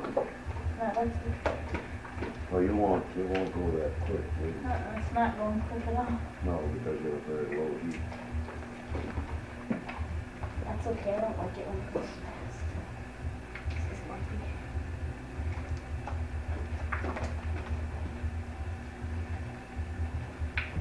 This you have to be very careful of. You're heating chocolate on an open flame. It's got to be just the right temperature, just right. You got to watch that real close. Now this is your daughter here. That's my youngest daughter. Right. She came down from Kent to help out today. She couldn't wait to get her hands in chocolate again.